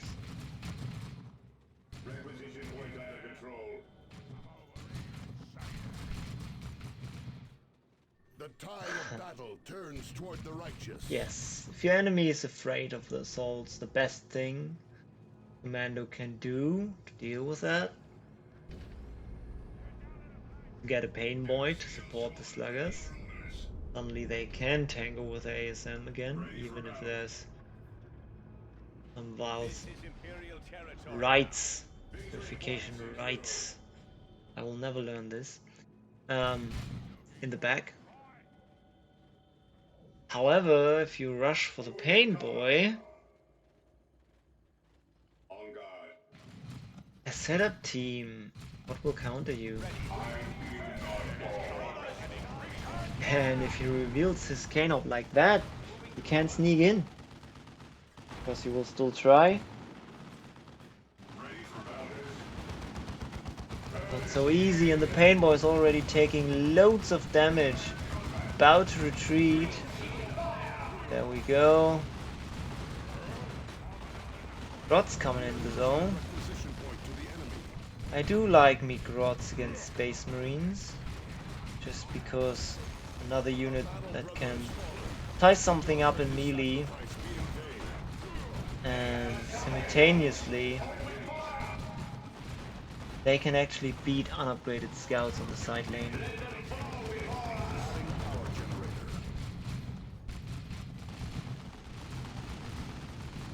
Getting those Gretchens though cost red, and therefore Val couldn't hide the boys, his sluggers, onto the Devastator. So I'm not sure I like this. ASM are out now. And at this point, Cry has the ranged advantage with tacticals and devastators. It's still a pretty damn good assault to deal with whatever problems there are. Like if something gets into melee with the devastators or tacticals, you just jump it with attacks, and Val's in a load of hurt here. Yeah. That's gonna be that scout or two. Yeah, probably. Still one. No! Second one does die. So, here's the sluggers with burners against the souls, can't do shit. Isn't even purification right out yet. Flamer tacticals though, and a Stormbolt to keep the Kano at bay. Who's now going for stick bombs? What? I guess that's a counter for Devastators, if you get there. Which currently isn't a problem, because scouts don't have a Sarge. And they're not even going with their...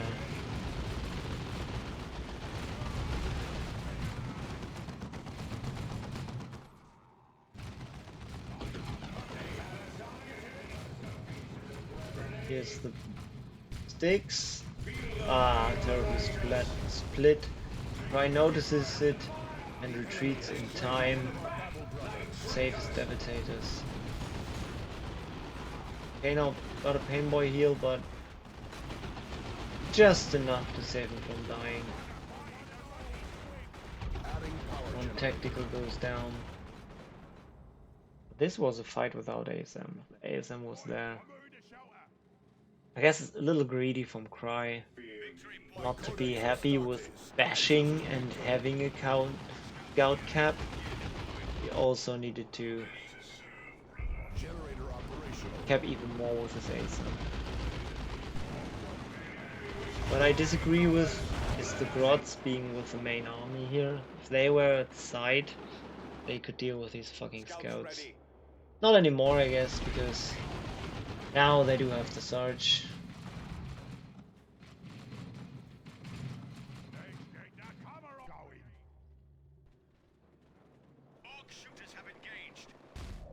That just makes them too.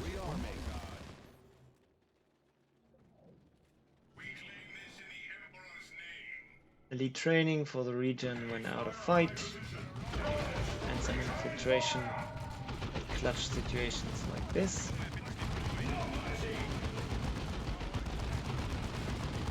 And there's finally a hider, boys. Get these devastators. Just force them off. Saves the April though with the ASMs. Suddenly focuses the Pain Boy for some reason.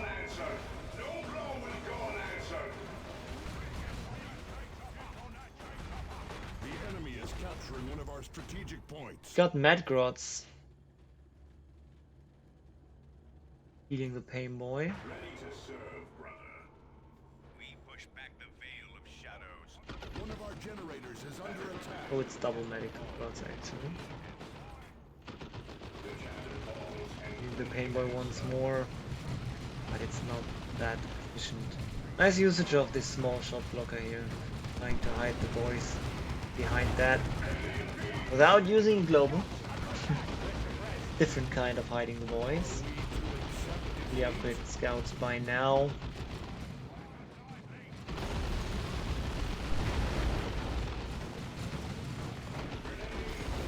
Good nades on the souls.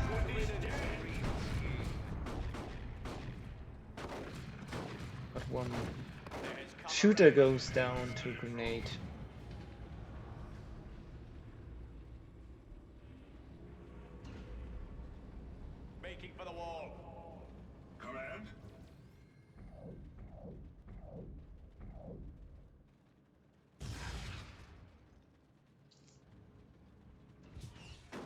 Yeah. I was about to say, can Cry go tier 2? And there he goes tier 2. ValHero is still somewhat off since he got fully bashed. And I hate to say, he's about to get fully bashed again. Assaults do a guessing jump as to where the sluggers are. And almost got them. At least they got in their way. Counter engage. But without Apo near, and with the Grots coming in, sluggers can actually do it. Heal! Yes. And they're not stunned anymore. However, he cancels the rest of the heal, that's bad. He needed to keep the Grots on the heal and not attack the assaults. Because they would, when they heal, they stun for 5 seconds, and then afterwards they keep on healing for another 5 seconds. And that he cancelled for some reason. So he only got half the heal off of the sluggers. And assaults wouldn't be able to out DPS that healing. So there's really no reason not to keep on healing. Then they're stunned. And naded by his own K-Knob.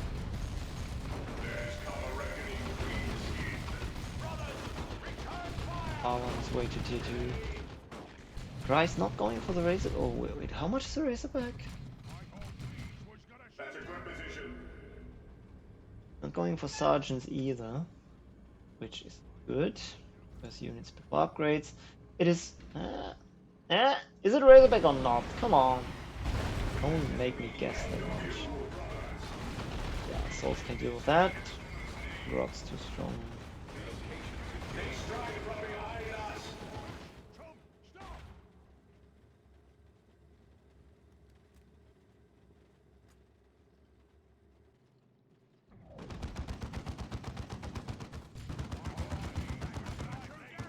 Detected.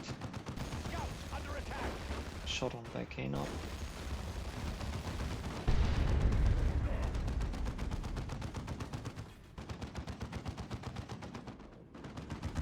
And the scouts will be holding these Devastator's hands basically the rest of the game.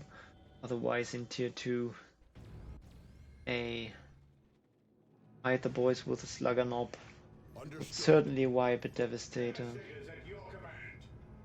if it gets caught by that. And he thinks he can do with the Dreadnought. I would certainly agree. All that Val can do is just jump out or buy time. All I care. Dreadnought's there to save the power. Keep baiting. Merciless would have been quite a good catch. Goes for the VP as fast as he fucking can.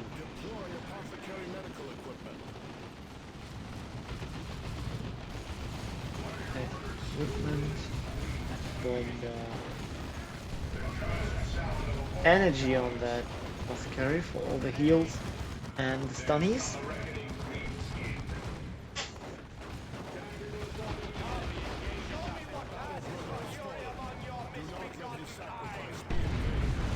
Here comes the Dreadnought.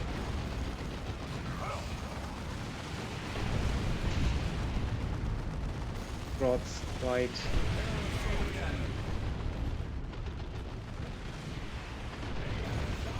Side boys. Perfect. I mean, instantly treats. Quite good. Went down there. One of the Grots went down to the assault cannon. Here's a barrage. The problem with the assault cannon can easily 1v1 tank busters.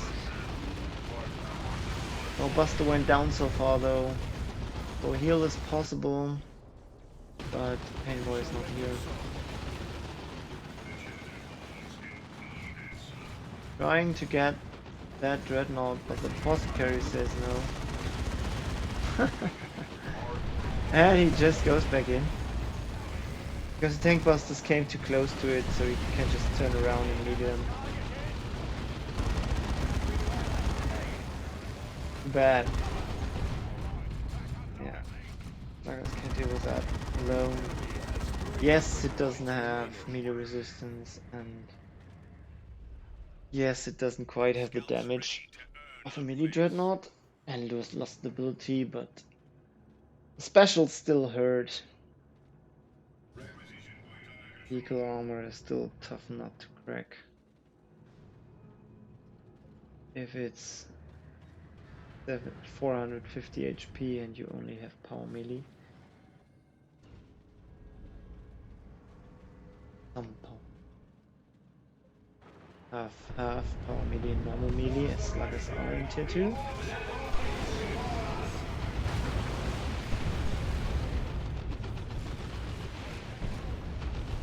Souls seem to accidentally jump gods. I don't think that was maximum range jump. I don't think he had the vision on the grots. Not sure though.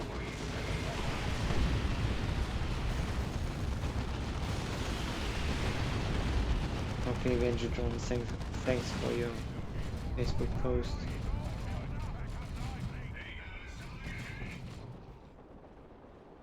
The enemy has 200 points remaining. Just suppressing deaths. Buy some time. And another grot goes down. But we had a third grot, no problem. There's still grots around. It's all good, all good.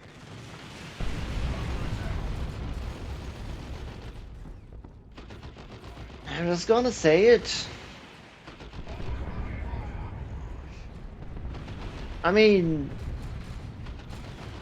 there's two things you can do against an assault cannon dreadnought. Trying to rush tier 3 and get out a tank. Or knobs. Whatever suits the rest of the combo.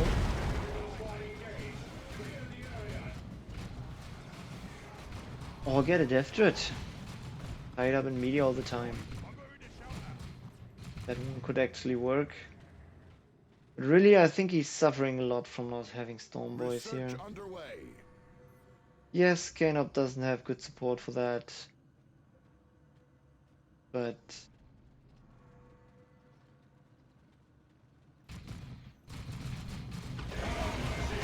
still kind of needed. Because with the early Painboy build that DoW2 tier, you lose to double techs, double scouts, you lose to early Devastator, basically lose to everything but early ASM. And that's a huge gamble to take, in my humble opinion, and it didn't pay off. He went for the same build with Storm Boys and sent the Grots on the side lane to deal with the scouts. Whole different game. He may actually have gotten in a dash there. But not like this. Dreadnought level 2. Tier 3 coming in for Cry. Upgrade on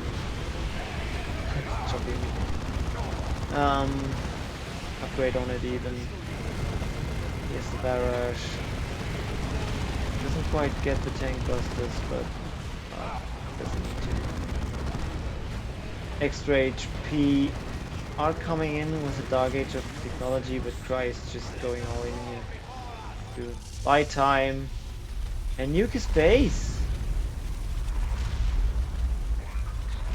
Everything dead, but the having Painboy. Victory will long be remembered in the halls of glory.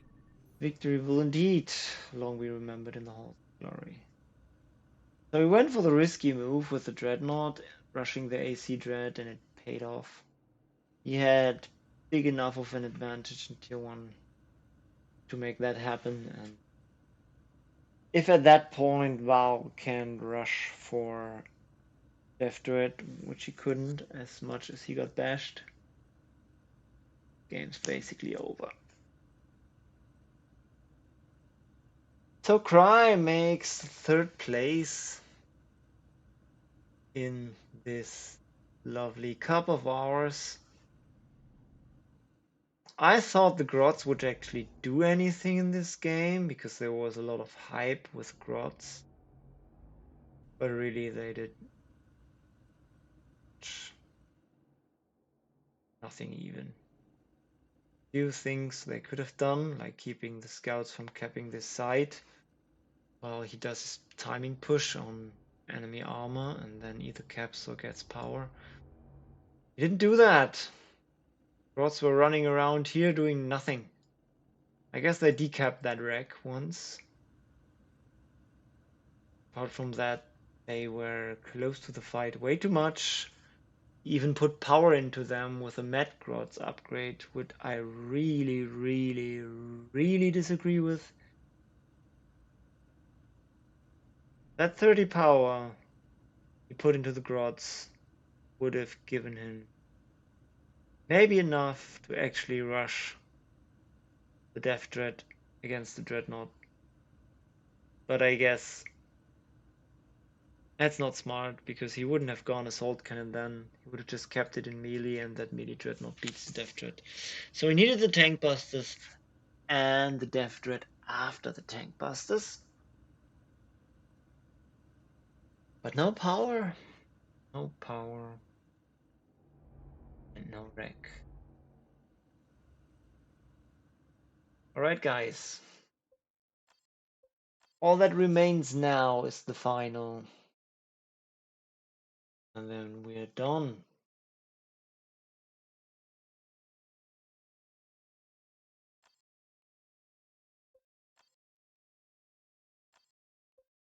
Let's go. Trojan versus Deimos. Both already have second place secure. And they will fight for the first one.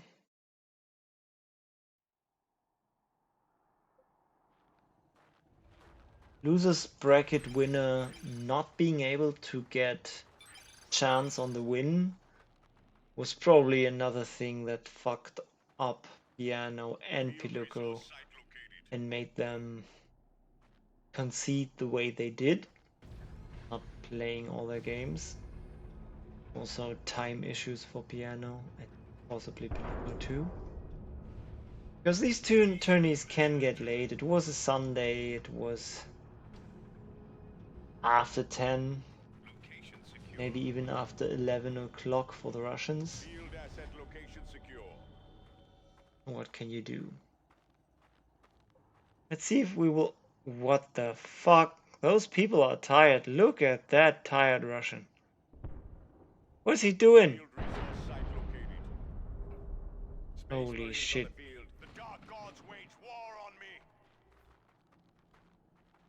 Oh my god.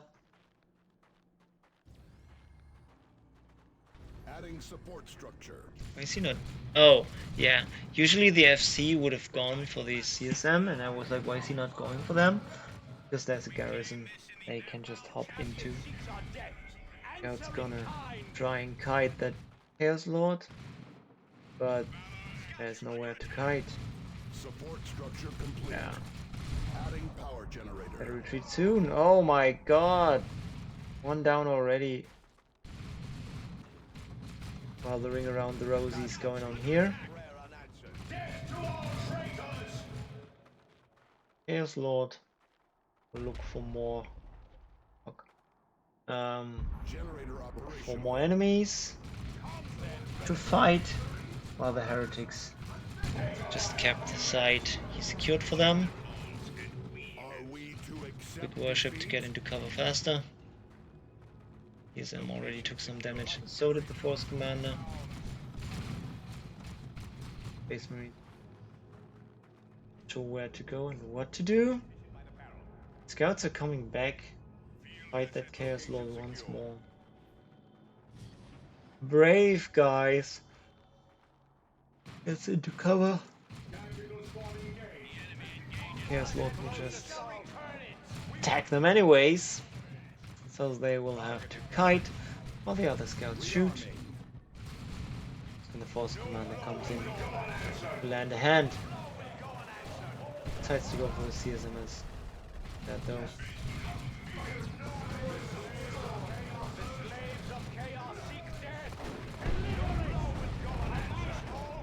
Smart move from Deimos to rush here early, because there's heavy cover and garrison, so you can deal with both ranged and melee quite nicely.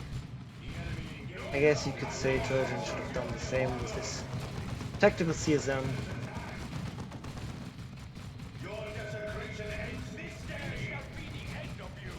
But didn't.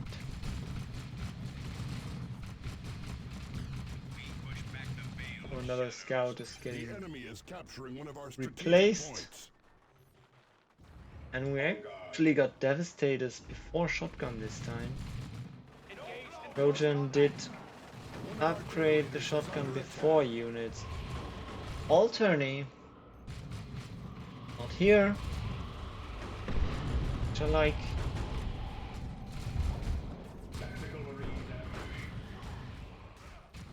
Let's just rush into melee. After did they Shotgun blast Heretics, and the Force Commander is able to actually save the node.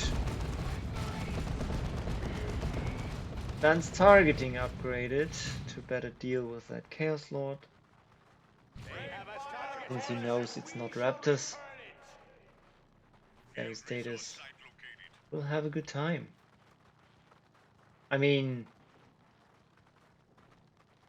Khorne worshipped Noise Marines can still just go in and shoot at them if they want, and if they're willing to risk losing one model. At least they would lose one model for it, right? I wonder if we will see grenades as once. 5 unit Space Marines. Scouts here. Go ahead. That's why we don't see any upgrades. See, Noise Marines just rush in and stop these Devastators. So Chaos Lord can come in and stop them even more. Suddenly, nothing left. Deal with them. Noise Marines, that is. This Force Commander doesn't have any Halo though. Here come the Souls though. They can certainly deal with this. They fear the Heretics, rightfully so. They just wanted to buy some time. Scouts still tangoing. With the Chaos Lord and the Souls going once more. They will have to retreat soon. Trying not to lose a model. But the Devastators now set up and suppress the important units, I would say. Force Commander upgrades would be nice, but he lost some power already and is running a 5 unit against 4 units, so he can't have all the upgrades he wants.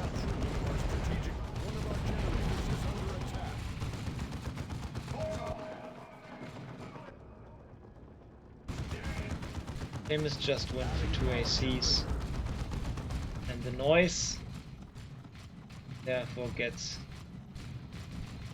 to tier 2 so much sooner. There better be a bash now, but there will not. One gen will go down. Generator operational.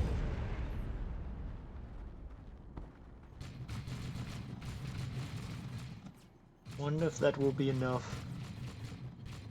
This is Imperial territory now. Save him from the doggo. That was probably already queued up, right? No, it's lettuce. I guess why not?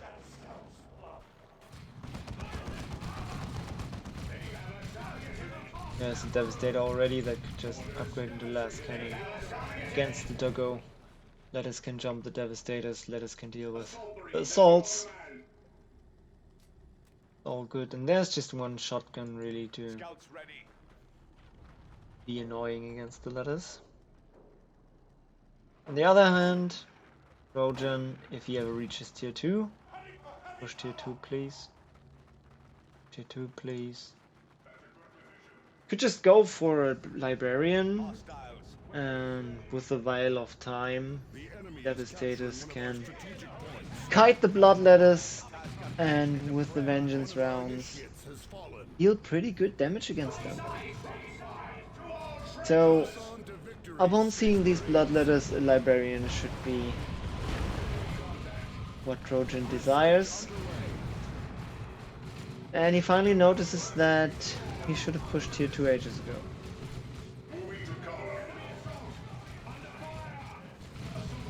Looks like the games against Adila wore him out a little. Our fortifications are under assault. That's another bash then. The Trojan going tier 2.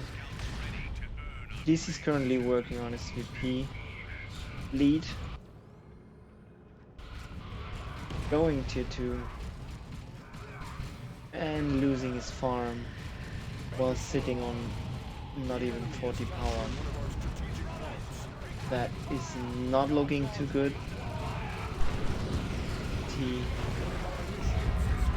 How he's gonna pull that? Let us just devastate the Space Marine backline. But now gets special by the Force Commander. Doesn't phase out in time. Because I guess he's busy microing against his assaults.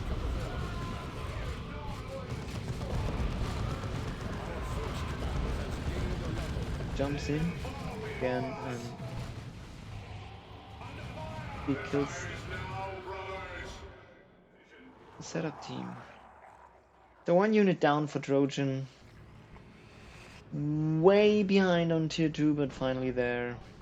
No more need for Librarian because the unit he synergizes best with is gone.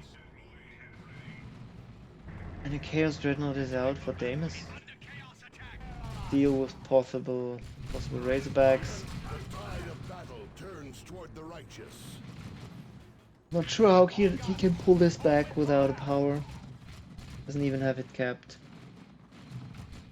The chapter calls and we answer. This is not looking good in game 1. Like losers bracket final, this is best of 5. So even if Trojan loses this, there's still plenty of chance to come back. Noise Marines casually absolutely devastate these scouts while capping.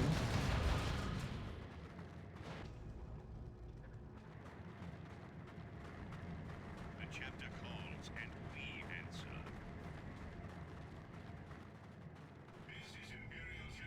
One of his heretics died at some point. Notice that. Here we go, Eternal War as well.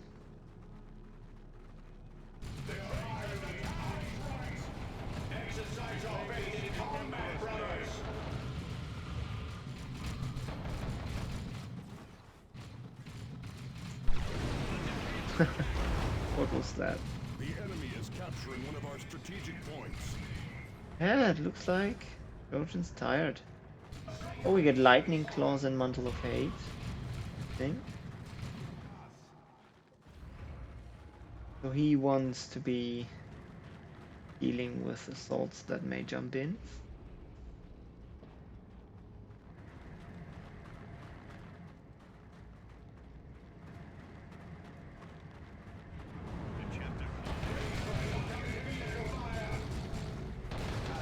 While simultaneously being able to throw away any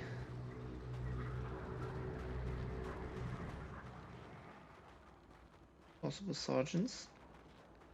I guess it's nice on Assault Sarge, right? Because there are no other sergeants.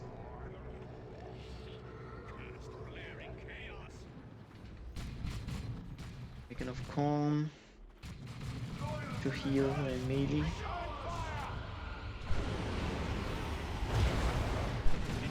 Cavalry in retreat.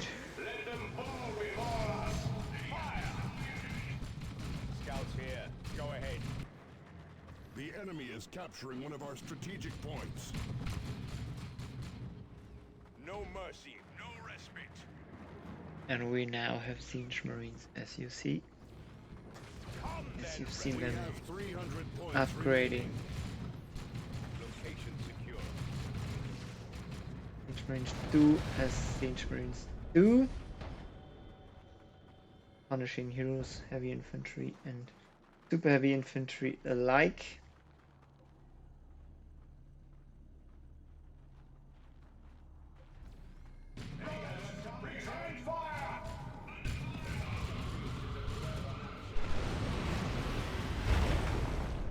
Retreat on time. Brace for I incoming like pillar it. fire. A ladder goes down. And we've got Stern Guards dropped here. Ready for duty. Time for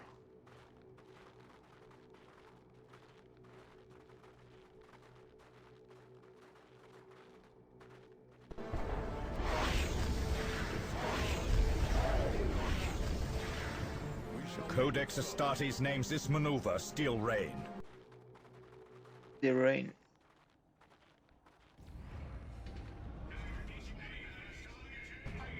I do take way too long to pull these out. I'd actually expect my viewers to do that, but for some reason they're asleep or something. I don't know. One of our own has died. The enemy must pay. We have 200. Yes, you can't force any memes. They have to be natural. I just lack the charisma for that. Capturing one of our strategic Most points. Marines get slaughtered by the face commander. The assault Marines get slaughtered just as well. Trojan calls it. The acceptance GG. of defeat is 1-0 an for invitation Deimos. for its repetition.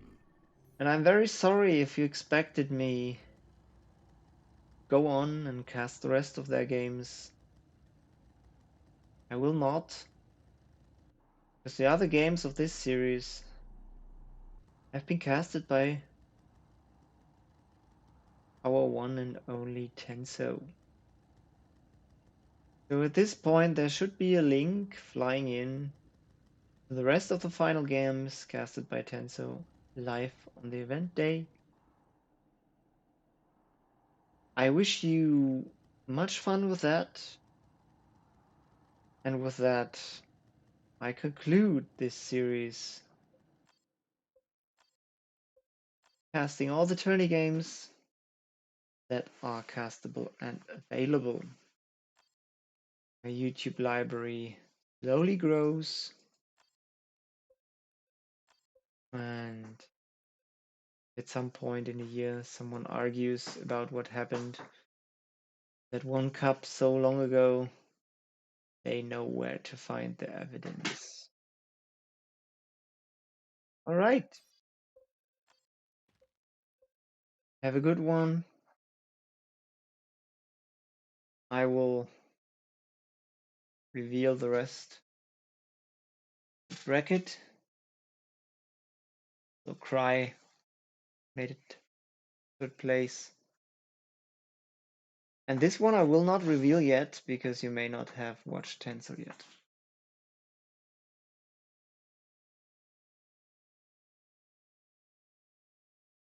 Couple of seconds. Cover for my outro.